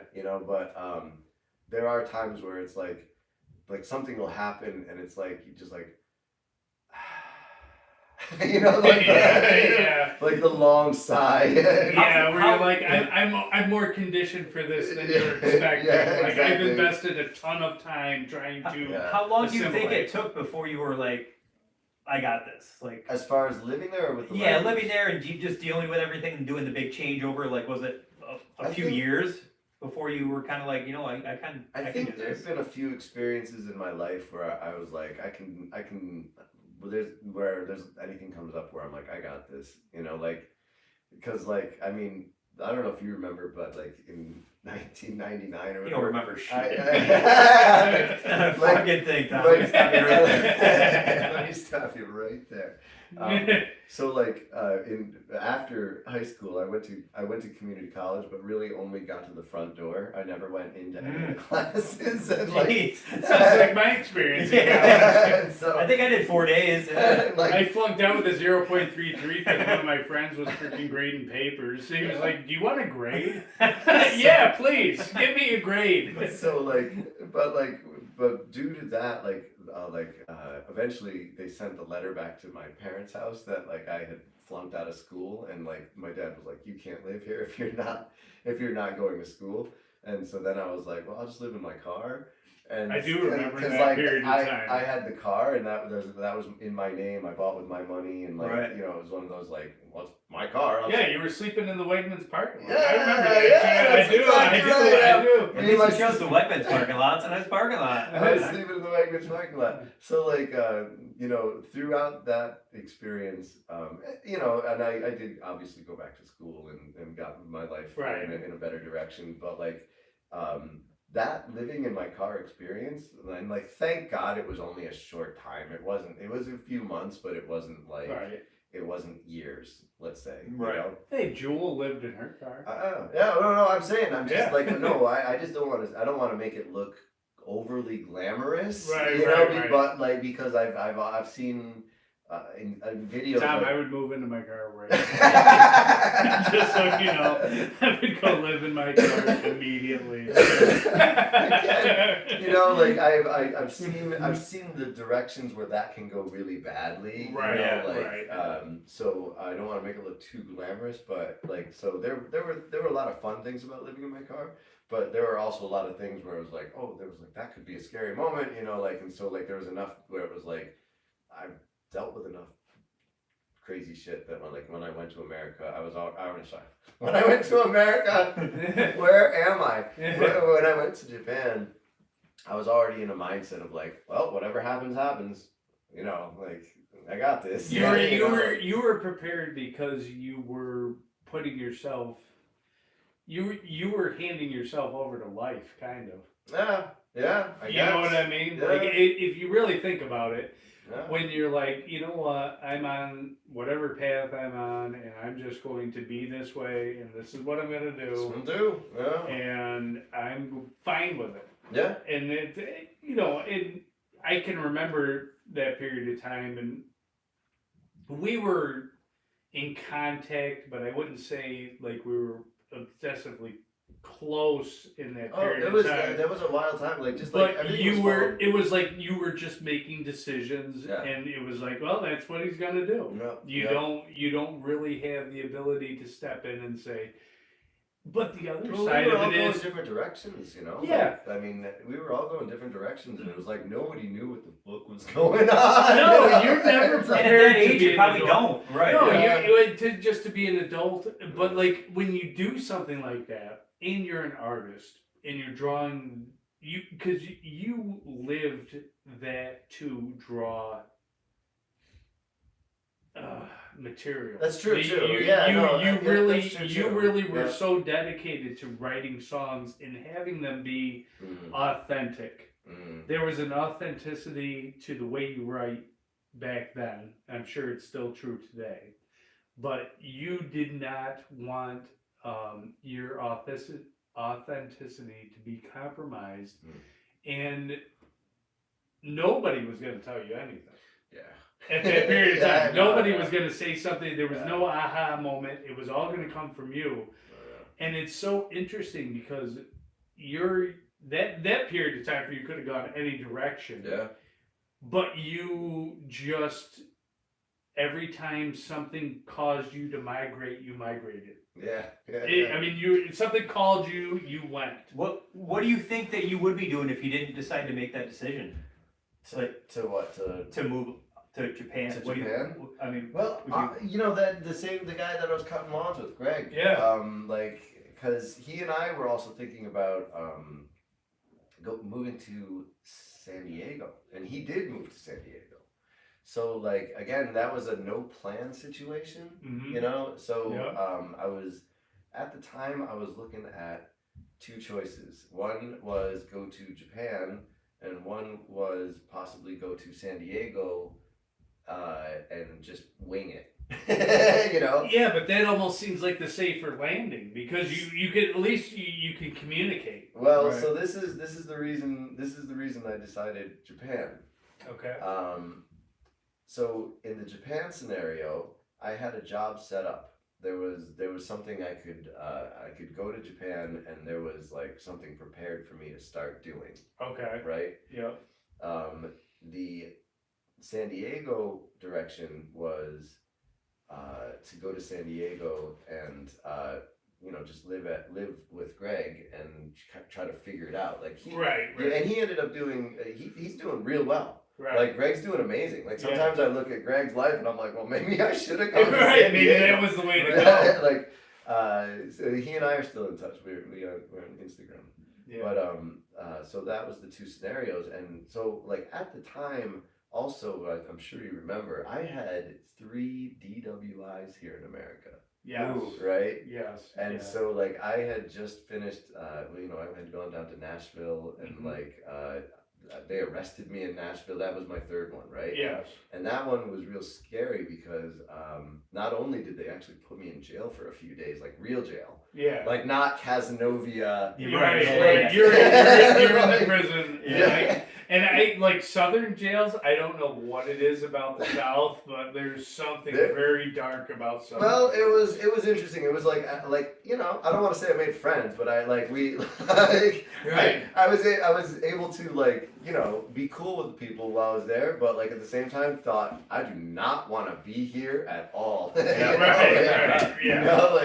But that last one, there was the risk because it was my third one. In 3 strikes, you're out. Yeah, like I could have been in prison for like over a year kind of situation, right? So I had just gone through a bunch of like drinking programs and DWI courses and all that. And kids out there, please don't drink and drive, please. Yeah, that is. We always try to Jesus. preach responsible Get a drinking on this DD. show. I mean, call me. I mean, I just found out that you can drive in New York on a Japanese license. You don't have to have. Oh, really? Yeah, That so- does work I'll out. talk about that later. But anyway, Yeah. so I was at that crossroads with two decisions to make, and I was kind of thinking if I go in the direction of San Diego with Greg, who's like one of my great buddies, who I did lots of drinking and Having parties fun. with, Yeah. so A lot of like, experience. and he's not in a situation where he has to quit drinking. But I was in a situation where I had to, maintain sobriety, and like going to. You had a lot to lose. I was like, if I go to San Diego and I'm out there on the West Coast and I do start drinking, what is that going to turn into? Mm-hmm. So I had that in my mind, and so I was talking to my mom, and it was, I had these two choices, and my mom's like, run to something, not away from something. And so That might be the best advice we've ever heard on this show. And so, That's really Bravo, good. Mom. Yeah, Yeah. bravo to Tom's mom. Yeah, Outstanding. absolutely. so she said, run to Yeah, something, we like that. not away from something. And so I ended up thinking, well, I've got a plan. If I go to Japan, I at least have I have a job I can start, and I can start learning the Japanese language and do that. And so, That is one of the most that's echoing in my head right now. How brilliant of a statement that is, because why aren't you always running towards something? Why aren't you always trying to do something more for yourself? Why aren't you? And that's the power of moms. well, stop over and say hi. I'm gonna have to. Tom, I honestly thought you were gonna say it depended on the music scene. Maybe the music scene was better in Japan. I didn't know anything about the music scene, but I will say, like, now that I'm playing in the music scene, I have lots of recommendations. In fact, Really?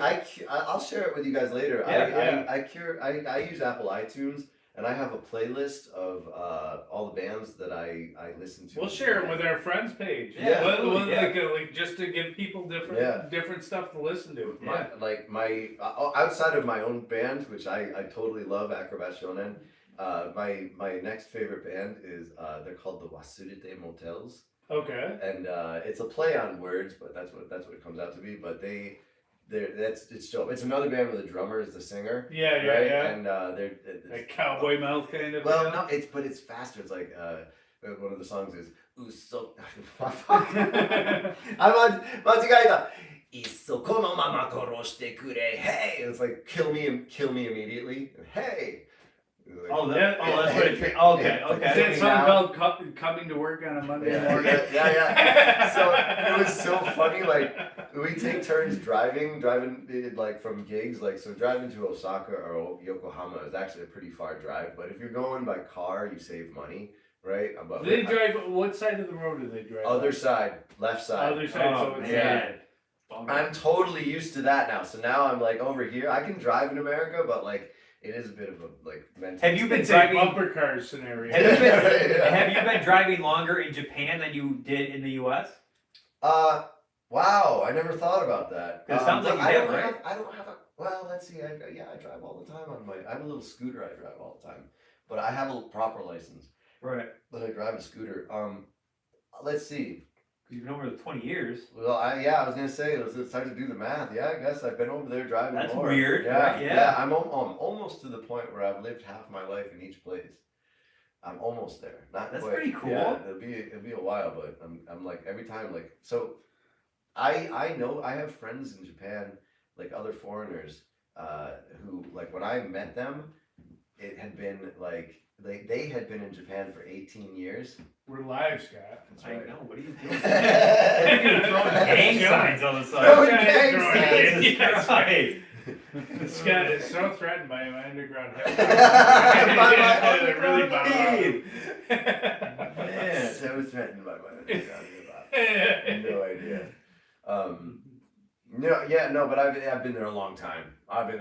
Sometimes I'm like, wow, like it's amazing to me too. And I haven't written off ever coming back to America. I don't want to say that. It's just that like that's not where I'm at now. You know. Yeah, but you don't have to make those kind of choices. You have to make choices that are based on what's good for you and what you have going on and where your passions are. Yeah. Because you're pretty self-sufficient. Yeah. I mean, you're a self-sufficient individual. You've dedicated your life to art and learning. Yeah. You've really dedicated your life to learning. Pigeonholed me, man. Right? Yeah. Pigeonholed me. And one of the things that, you know, knowing you from being back in teenagers, like you're writing songs, writing poetry, writing whatever you were writing, and the fact that you took the spoken word and began to analyze it to the point where you're like, I'm gonna go to a different country. I'm gonna do this now, and to process all of that and make it all functional for you. I mean, you've really created a functional life. I mean, you're like a unicorn. you are like a unicorn. Yeah, I mean, like you went over there. You didn't do. I need to dye my hair again now. I know we were talking about hair before the show. It was like, okay, I'm slightly balder. Like, yeah, I'm balder too. Okay, we all got hats on today. Yeah. It's there. Hey, I just want to say, when Ryan and I were in a band, actually, you had a very stylish frontman hair. Fro hair. I had a But today, to have the hair you had back in high school, because that's what the kids like. I had the very first broccoli cut. Did you really? I was like, you think that's my son's hair. That's my son's hair. That was the broccoli cut. Yeah, that was legit. What? I was broccoli before broccoli was broccoli, brah. Brah, what are you talking about, brah? I did want to ask you when you said that to go back. I don't know if something you said jogged my memory a little bit. I want to know, have you met anybody famous in Japan? Okay, well, I'm not a fan, but like, a few weeks back, about a month back or so, I, for like 3 mornings in a row, I saw Kanye West in the same lobby of the hotel I was hanging out at. Really? Oh, yeah. Oh, wow. Yeah. I'm not a fan. But you were in his vicinity. I was like, and it was one of those things because I was in Tokyo, right? And I was like sitting there and I'm like looking over at this dude and I'm like, that dude looks like Kanye West. You know, like I was just like looking at him. Did you post that on Facebook? Yeah. I remember that now that you say that. Was he all in the outfit or was he just regular? You mean the white outfit? Yeah, yes, like where he you was like in that white outfit with the mask and no everything? mask. No mask. Well, plus he dresses his wife or girlfriend up in some pretty weird. Well, his girlfriend, I guess, wasn't there. I didn't know. You know, again, I don't know. Yeah, I don't follow him. Yeah. So, like, I didn't know who his girlfriend was. But then, I think my sister or brother-in-law showed me a picture of his girlfriend. I was like, "Did you see her?" I'm like, "No, I didn't see her." So, you know, but there were girls there. I don't know. But it was one of those things like. You know, I was working as a tour guide, and he was in this hotel lobby, and you know, I just, you know, he's not my client or anything, so I would like, and there's a rule about not being a nuisance, right? Right, sure. So Okay. you know, I don't want to be a nuisance. To so you're hanging out in hotels where they're like, hey, there's a lot of celebrities. You need to. Yeah, not every day, but it can. It happens enough. You got to chill out a little bit. And I got a story for that. You might appreciate this being a drummer. We went to Darien Lake out in Buffalo, maybe like 8 years ago or something like that. And we get there we stayed there. We get there right in the morning, and we're walking in front of the go-karts. And all of a sudden, I see like a fucking crowd of people. I'm like, what the? I thought it was like a school. Fucking Travis Barker from Blink-182. Because they were playing a show because they have a venue there. Right. They were playing a show and it was just all these kids were rushing towards him. But he had like one bodyguard. Like I could have hit him in the head with a rock. I was that fucking close to Travis Barker, the drummer from Blink-182. Well, they would have assaulted you immediately. Well, probably, but I'm just saying. I heard he works out. I mean, I just thought Travis Barker would have kicked the shit. He probably would have. Yeah, he would have been like, Like Scott would have been beaten up, and then he would be like, "Here, let me help you up," and then he would have tripped him. Right. again. But they like closed the ride, like it was him, and I think his son and his daughter or something like that. But they closed like the go-karts down for them just to go by themselves. But that was like the closest I've ever been to like a superstar. The best celebrity moment I ever had was all right. So this is a kind of a two-part story, right?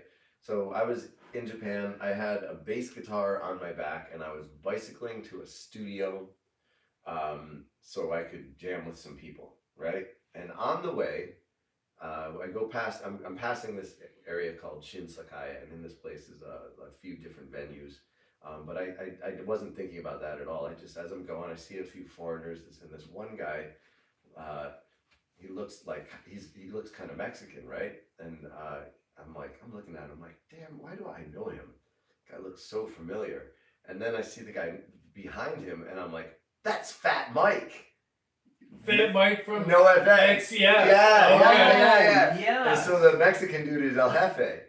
Right? Okay. Yeah. So the whole band was just walking down the street, and I stopped. Like, I'm never starstruck, but I'm a huge NoFX fan. Yeah, of course, right. So like, well, he had worked with Kurt Cobain. He was doing all. Was that he? dude, yeah, he really? was. I didn't even know that. Yeah, he was working. I think on his last album. I think, and he kind of cut chords. Oh, right. Scott, double check me on that. I don't know. Scott, do something on this show, please. Do something, damn it. You're not gonna update the YouTube. Do you please, like, at least check my mistakes? Right. Just gotta do something, even if it's wrong. Just do something. Yeah, I don't give a shit. Please provide a purpose for you being on this show. Stop using up all the oxygen. Thank your name is in the title. No, but so anyway, I see these guys, and I got off my bike, and I like stuttered. I'm like, "You're NoFX," and they're like, Fat Mike's like, yes, we are NoFX. Like, right. Like, thank you for pointing out the obvious. Yeah. And like, so like, I'm just like, you guys are awesome. And like, at the same time, like, I don't know if you've ever seen any of their backstage stuff or like, who their crew is. No. All right. Well, there's the one guy, this really big guy named Limo, and he's like their security plus like friend kind of thing. And like, and he just kind of like big smile is making his way towards me, and at the time I didn't realize it, but he's like thinking, do I have to jump on this dude? Right. Yeah. Like he's just like, I get to do my job. I know, like big smile. I'm like, I was like, I just wanted to say that you guys are awesome. And then like, because I was so starstruck and like, I was just like, I didn't know what to do. I didn't know what to say. I just met like one of my heroes, and I was like, I gotta go. And like, I was just like that, I just took off on my bike. Right. And of course, regretting that I just did that. Regretting that I just like totally like, and also Eric Melvin was there too. The guitarist Eric Melvin was there too. This is important for the rest of the story. Right. Okay. Eric Melvin was there too. So then I take off to my band practice, and I'm like, oh, I saw NoFX, and everyone's like, who's NoFX? I'm like, nah. Right. And so then I'm biking home, and I'm going down the same street, and I pass this giant karaoke place. By the way, that's not how you say it. It's karaoke. But every time I'm speaking English, I say karaoke because that's how we say karaoke. Right. That is the Central New York way to say karaoke. Right? How do you really say it? Karaoke. Karaoke shiyoka. Should we do karaoke?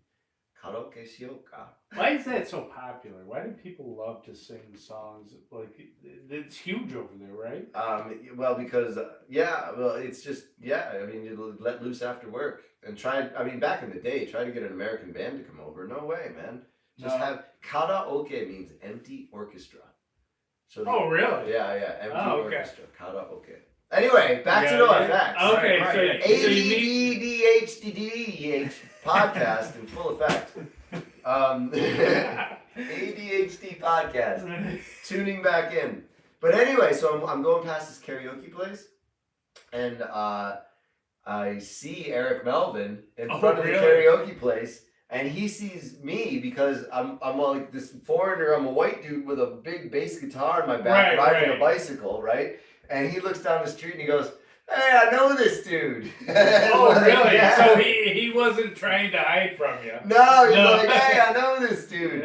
And like, then I stopped, and he was super cool. He talked to me for like about 5 minutes about this, that, and the other thing, and like, he introduced me to his girlfriend, and then she's like, "Stop talking to this loser. Let's go inside." Oh, yeah. yeah. You want Like, to do karaoke? yeah, we're gonna do karaoke. Karaoke. Are there a lot of like American bands that go over there to tour at Yeah. all? Like, do you see a lot of bands? Yeah, over and there? now that COVID is like loosening up, like more and more, right?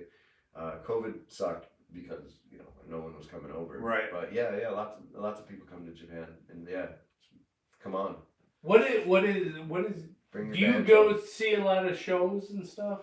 Do you? I've always been like this. Like it has to be like I really have to want to see them for some reason, because like there's lots of good people that come to Japan and I just never go. Because I'm like either like I don't want to use the money that way, or like I'm like really more of a like I want to participate on stage kind of person. Yeah, Like, you've I always wanna been play. that way. I was curious. What are the shows that you wanted to see or? Well, I did see No Effects in Japan. That was awesome. It was Yeah. like me and a million Brazilian people. Hmm. A million? That's not a number. Oh, Brazilians. Brazilians are A people. lot of Brazilians came over for that. In that, like A Brazilian of them came a over. million Brazilians.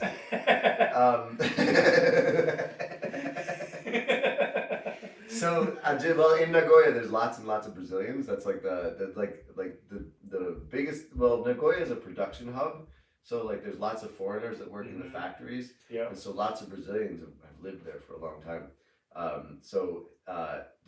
The Brazilian population loves rock and heavy metal, Okay. and then punk, So like the NoFX is there, and like it's all Brazilians and me. Okay. It was the craziest show. It was really funny.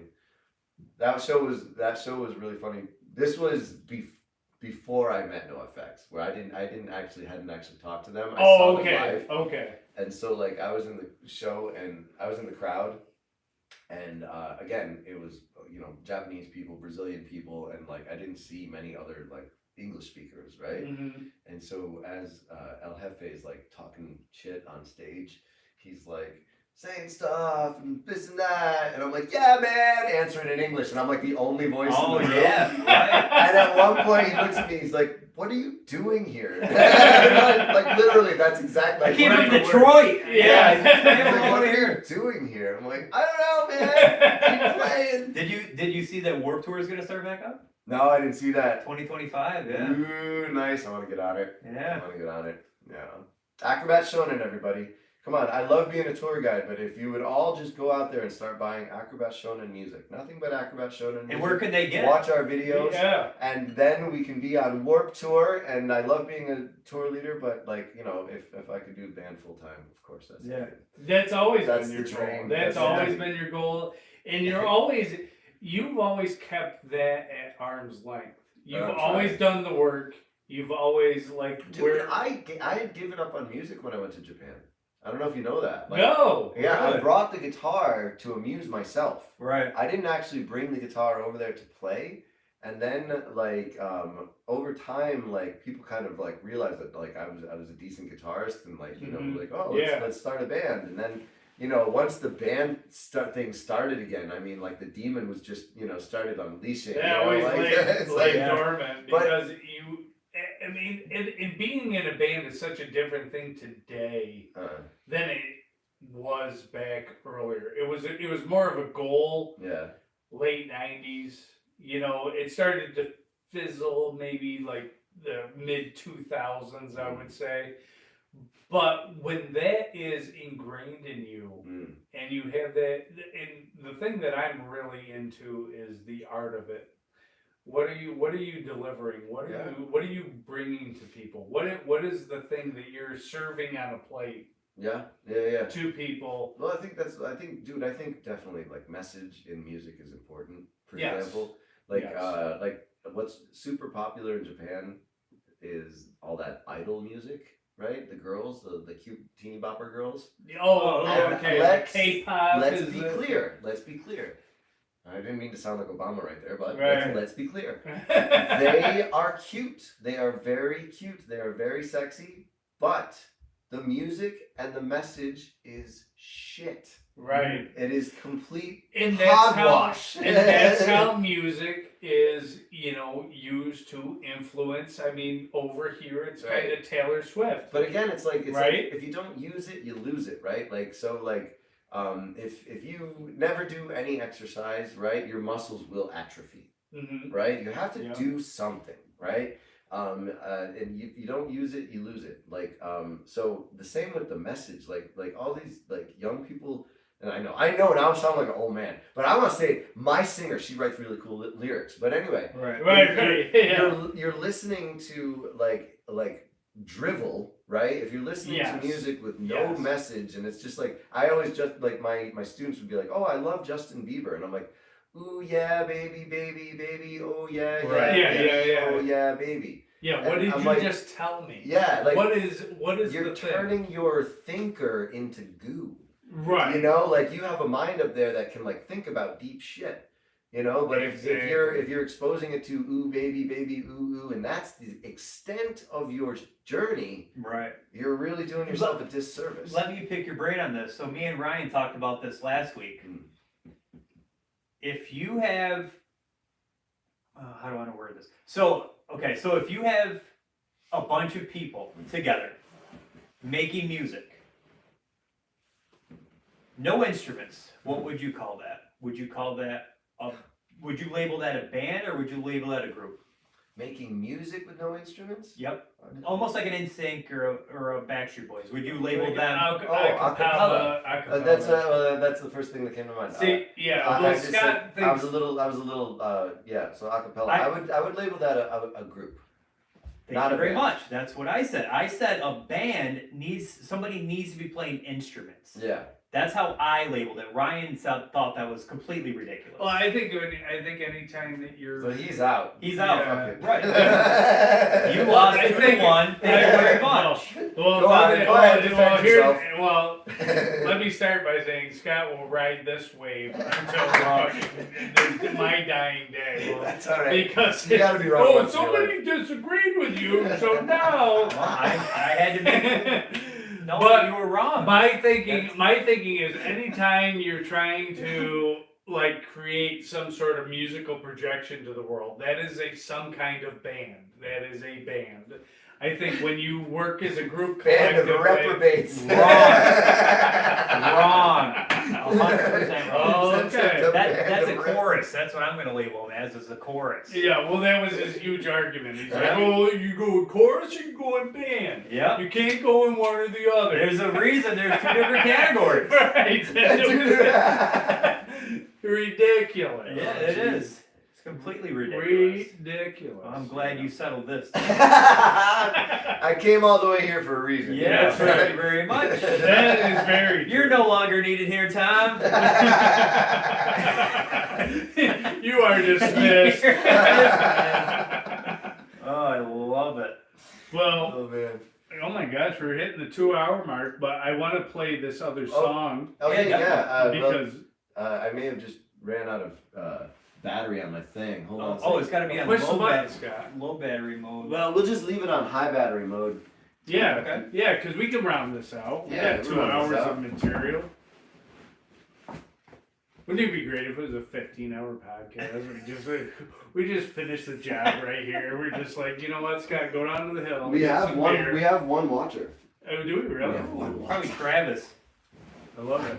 Travis did message us. Said the sound quality was good. Oh, on the video? Yeah, that's what he said.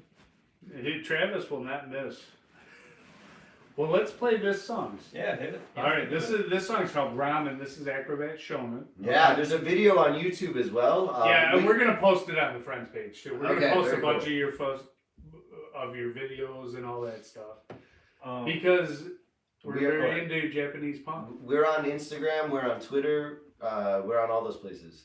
Tom, I am a music buff. What kind of gear do you have? Me, actually, in Japan, all the venues, there's already drum sets there. Oh, that's convenient for you drummers, isn't it? Mhm. So, like, I have a twin pedal that I bring everywhere because you can't depend on a twin pedal being there. Right. Do you bring your own snare?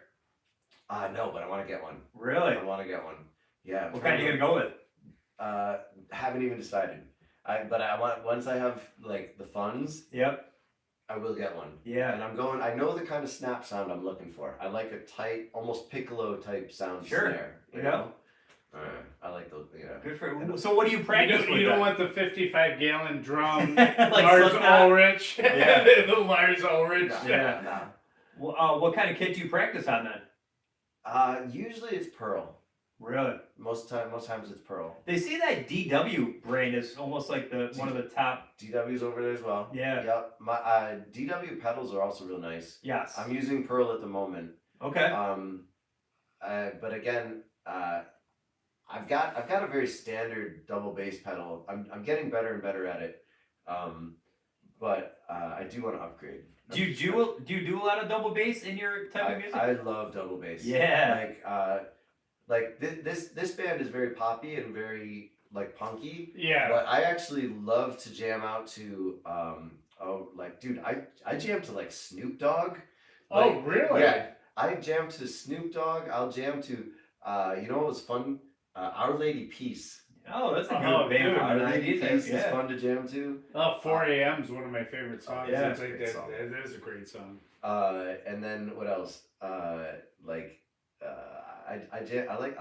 Deftones. Deftones is one of my biggest drum inspirations. Really? I love Deftones. Yeah. Wow. But there's something about triplets brat, brat, that I really like doing. So that's why I got into the twin pedal. You like drums better than guitar? I think I do. Yeah, I'm probably a better guitarist than I am a drummer, but like But you like it better. I'm putting my focus into drums now and like really enjoying it. And like And you can hear that in this music, this specific song. You're not tied into the 4/4 kind of timing. You are playing around. Yeah, this is this is excellent. Like It's there's just so fun. much diversity. There's so Yeah. much diversity in this just one song. Yeah. It sounds very fun to play. That's all. This is one of my favorite ones to do live. Like that's our current hit. Yeah. The first song you heard at the beginning of the show, that's been out for like about 14 years now. That's actually a pretty old song. Really? Yeah, but this song Ramen we just put out in 2004. Why is everything food related? It always seems Uh, although you guys have that song "Wash Your Hands," Yeah. which was so good during COVID. That was the like COVID. I love that COVID. And you guys are all sitting there. Yeah. I loved watching you on the video. Have you guys? So how many albums do you have with this band? Okay, so I joined this band about 6 years ago. Like about 6 years ago. Maybe less than that actually. Maybe about 4.5 years ago. I want to say maybe 4.5 or 5. And have Somewhere you like that. I don't really know. Yeah. And Time means nothing to me. Right. Although you wear a watch, I was going to ask you about this. You wear a watch. Yes. Okay. That's a new habit since I became a tour guide. Oh, okay. Because if you keep checking your phone, people think you're like not paying attention. uninterested, maybe. Oh. And again, if I do this with a quick just wrist flip, I know what time things are, and I can like get us to the train on time. And timing is so critical in all of the aspects of what you do. Oh, yeah. Being a tour guide, you have to get people out of it. But being in a band, you have to you have so much time on stage. Yeah, but then somebody else is responsible for that. Like, I mean, true. Like our bass guy, Ohasi, he usually comes up with what our set list is, and like he's the one that has to think about these many songs have to fit in this much time. Yeah. And again, you get good at it after a while. That's super interesting dynamic because the bass player decides all that. Oh no, we've learned you actually have to give the bass player responsibility, or else like things just. I mean. It's like, if you don't teach a dog how to do some basic commands, then they're just a waste of a dog, right? That's why I was so terrible. You have to teach the bass player a couple basic, give them a few responsibilities, Otherwise, they lose interest in Otherwise, turmoil. they just think they're like, I'm just here for the girls, bro. Yeah. It was. At the time, yeah, at the time. It was. How many This songs guy. have you had? This guy. He is something else. This guy. We love you. We love you so much. We love you so much. What was I gonna say? Oh, how many songs do you think you have? Oh, this band, there's a lot of songs. There's a few songs that we don't. There's a lot of songs we don't play. Like she's got a lot of songs. Go ahead. Yeah, no, that's all. That was done. Have you guys tried sending your stuff to record labels and stuff, or? Yeah, but it's more of like we're just kind of DIY. Yeah.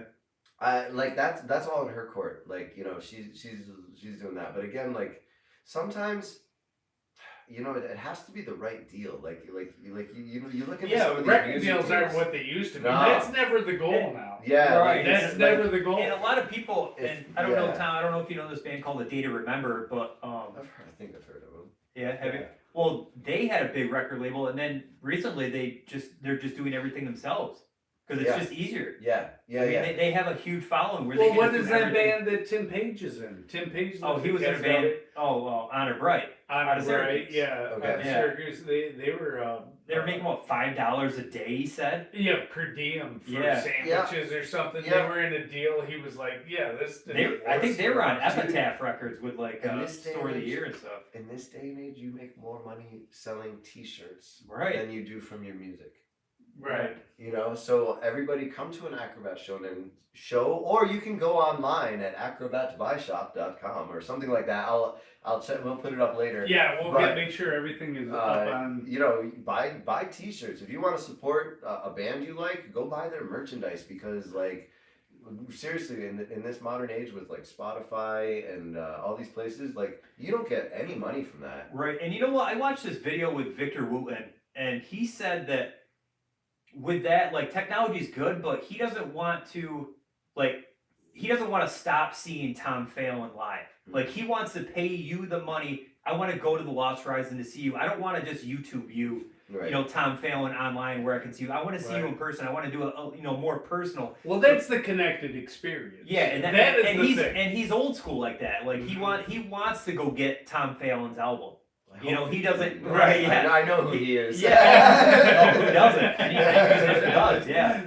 But that's a very good point that he has, that he lives that old school life where he wants to give you his. There is $10 that for- market, but like, and it's important to keep alive. And I think the things that we talk about on this show, as far as the work and the effort, because that's what this show's all about.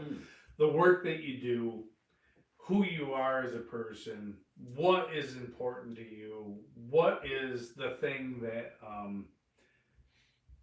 makes a difference at the end of the day, Right. Because sometimes that stuff gets lost.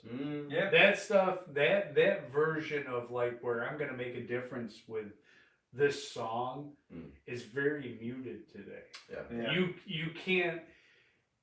You can't say something or do something and make a difference. It's really hard to keep that energy where you don't feel jaded in a world where you're constantly bombarded with so much stuff that you feel like, you know, every 5 seconds there's a new tragedy in the news, or there's a Right, new yeah. thing that Yes. you got to think of, and you just forget the thing that happened yesterday. Yeah. Right. And so it's hard to stay connected. Sure, You know, sure. like you're saying. Yeah. You know, like, Yeah. You know.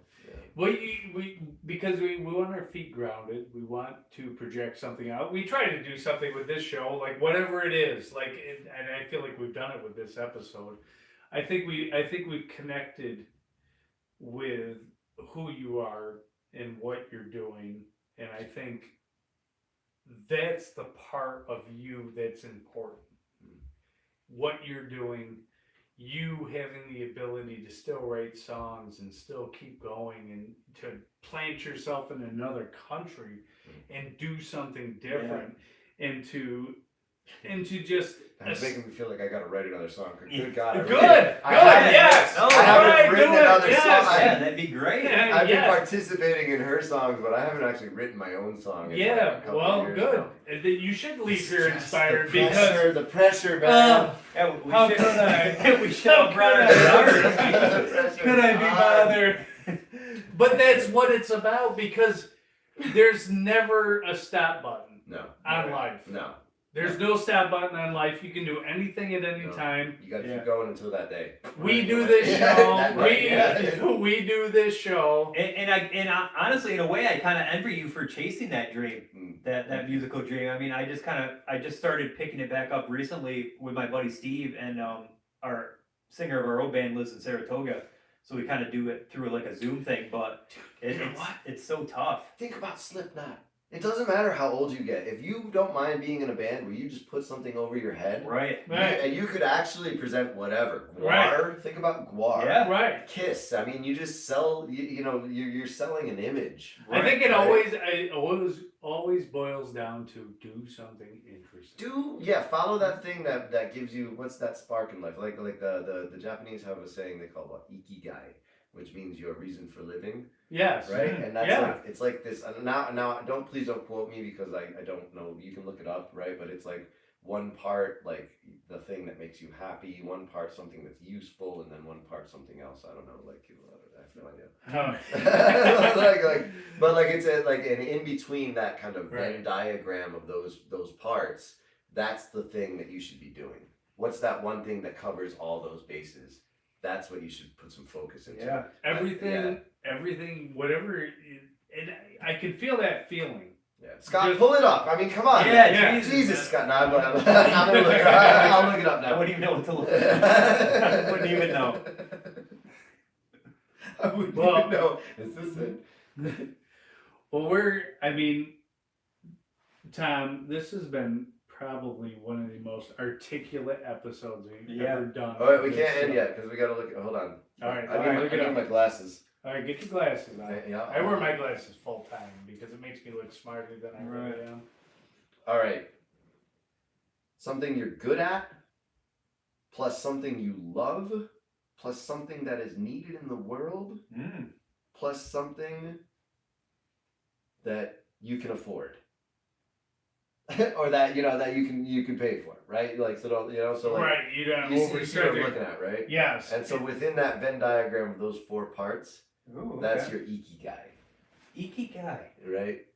We're gonna post that on the friends page. Yeah. Because that is very cool. But there's only one way Oh, that boy. this show goes out, Scott. What's that? Well, Tom, maybe you can look into covering this song. Yeah. Oh. Oh, let's do it. Are you You'll, ready? you'll know it. This will be the next Acrobat Shonen Japanese translation. Yep. Nice. Yes. Do different versions of the song to close out. Who's your favorite Golden Girl? That's the real question. That's Who's my favorite Golden Girl? Oh, it's that one. That one for sure. Oh. And, yeah. I mean, fasten your 'cause she would just- seatbelt, slut puppy. She would just tell people like what's up, right? She Yeah. She just say what she's thinking. Well, that's exactly it. That's Yeah. why that show's so brilliant. She was always such a tease, you know? Yeah, Her Scott's that night. Yeah. Jesus Christ. I did like her, but I gotta say overall, I could never get through Golden Girls. I know I might have just slept Really? in some shit here. No, but no, you're You may be walking home, Tom. Maybe what's you are, happening? you know. Well, I don't know. Watch what you say to I her. mean, everybody can be wrong on this show. I know, right? Dude, one time, okay, the town I went to, the town I went to college in, they were like really into jazz, and I was always trying to start a punk band, Yes. right? So like, at one point I got in an argument with my roommate, good friend of mine, love her to death, right? But Yeah. a housemate, right? So like, and we were like, she's like going on about why jazz is so amazing, and I just stopped and I looked at her and I go, jazz is repressive. Oh. Mic drop. She was speechless. Like, Right. You know, and it's weird because you have all these hot topics that everybody's like, don't say Yeah. this, don't say that. But Yeah, like, yeah. but like, you're like, I'm opposing to jazz. Yeah. And she's just So, like, no. Like the fact that I called it repressive, because in my mind, in that town, it Yeah. was repressive because Yeah. everyone thought like, yeah, if I want to be cool, I gotta go to the jazz bar, man. Right. And I was like, no, be cool and start a punk band. Yeah. Right. You know, like, so that's why. Yeah. But long story short, yeah, I do like this song. Yeah. Yeah. That's a nice song. Golden Girls. Thank you so much. You're welcome, All right, guys. thanks, This was a Tom. blast. Thank you This so was- much. Thank Thanks, you. guys. Thank you. Bye bye, YouTube. We're gonna turn that off. Are we off? We're off on the mic. All right. On the You mic. guys keep talking to the Not on YouTubers. the YouTube. That was super fun. Yeah, Oh my dude, God. that was a Fun. blast. Oh my gosh. Bye, one viewer. Bye. That's the most viewers Scott, we you're on ever the had. phone. It's Get your definitely- face in the It's screen. definitely Travis. Bye. It's Travis. It's See you later. It might be my mom. You never know. Okay. Oh.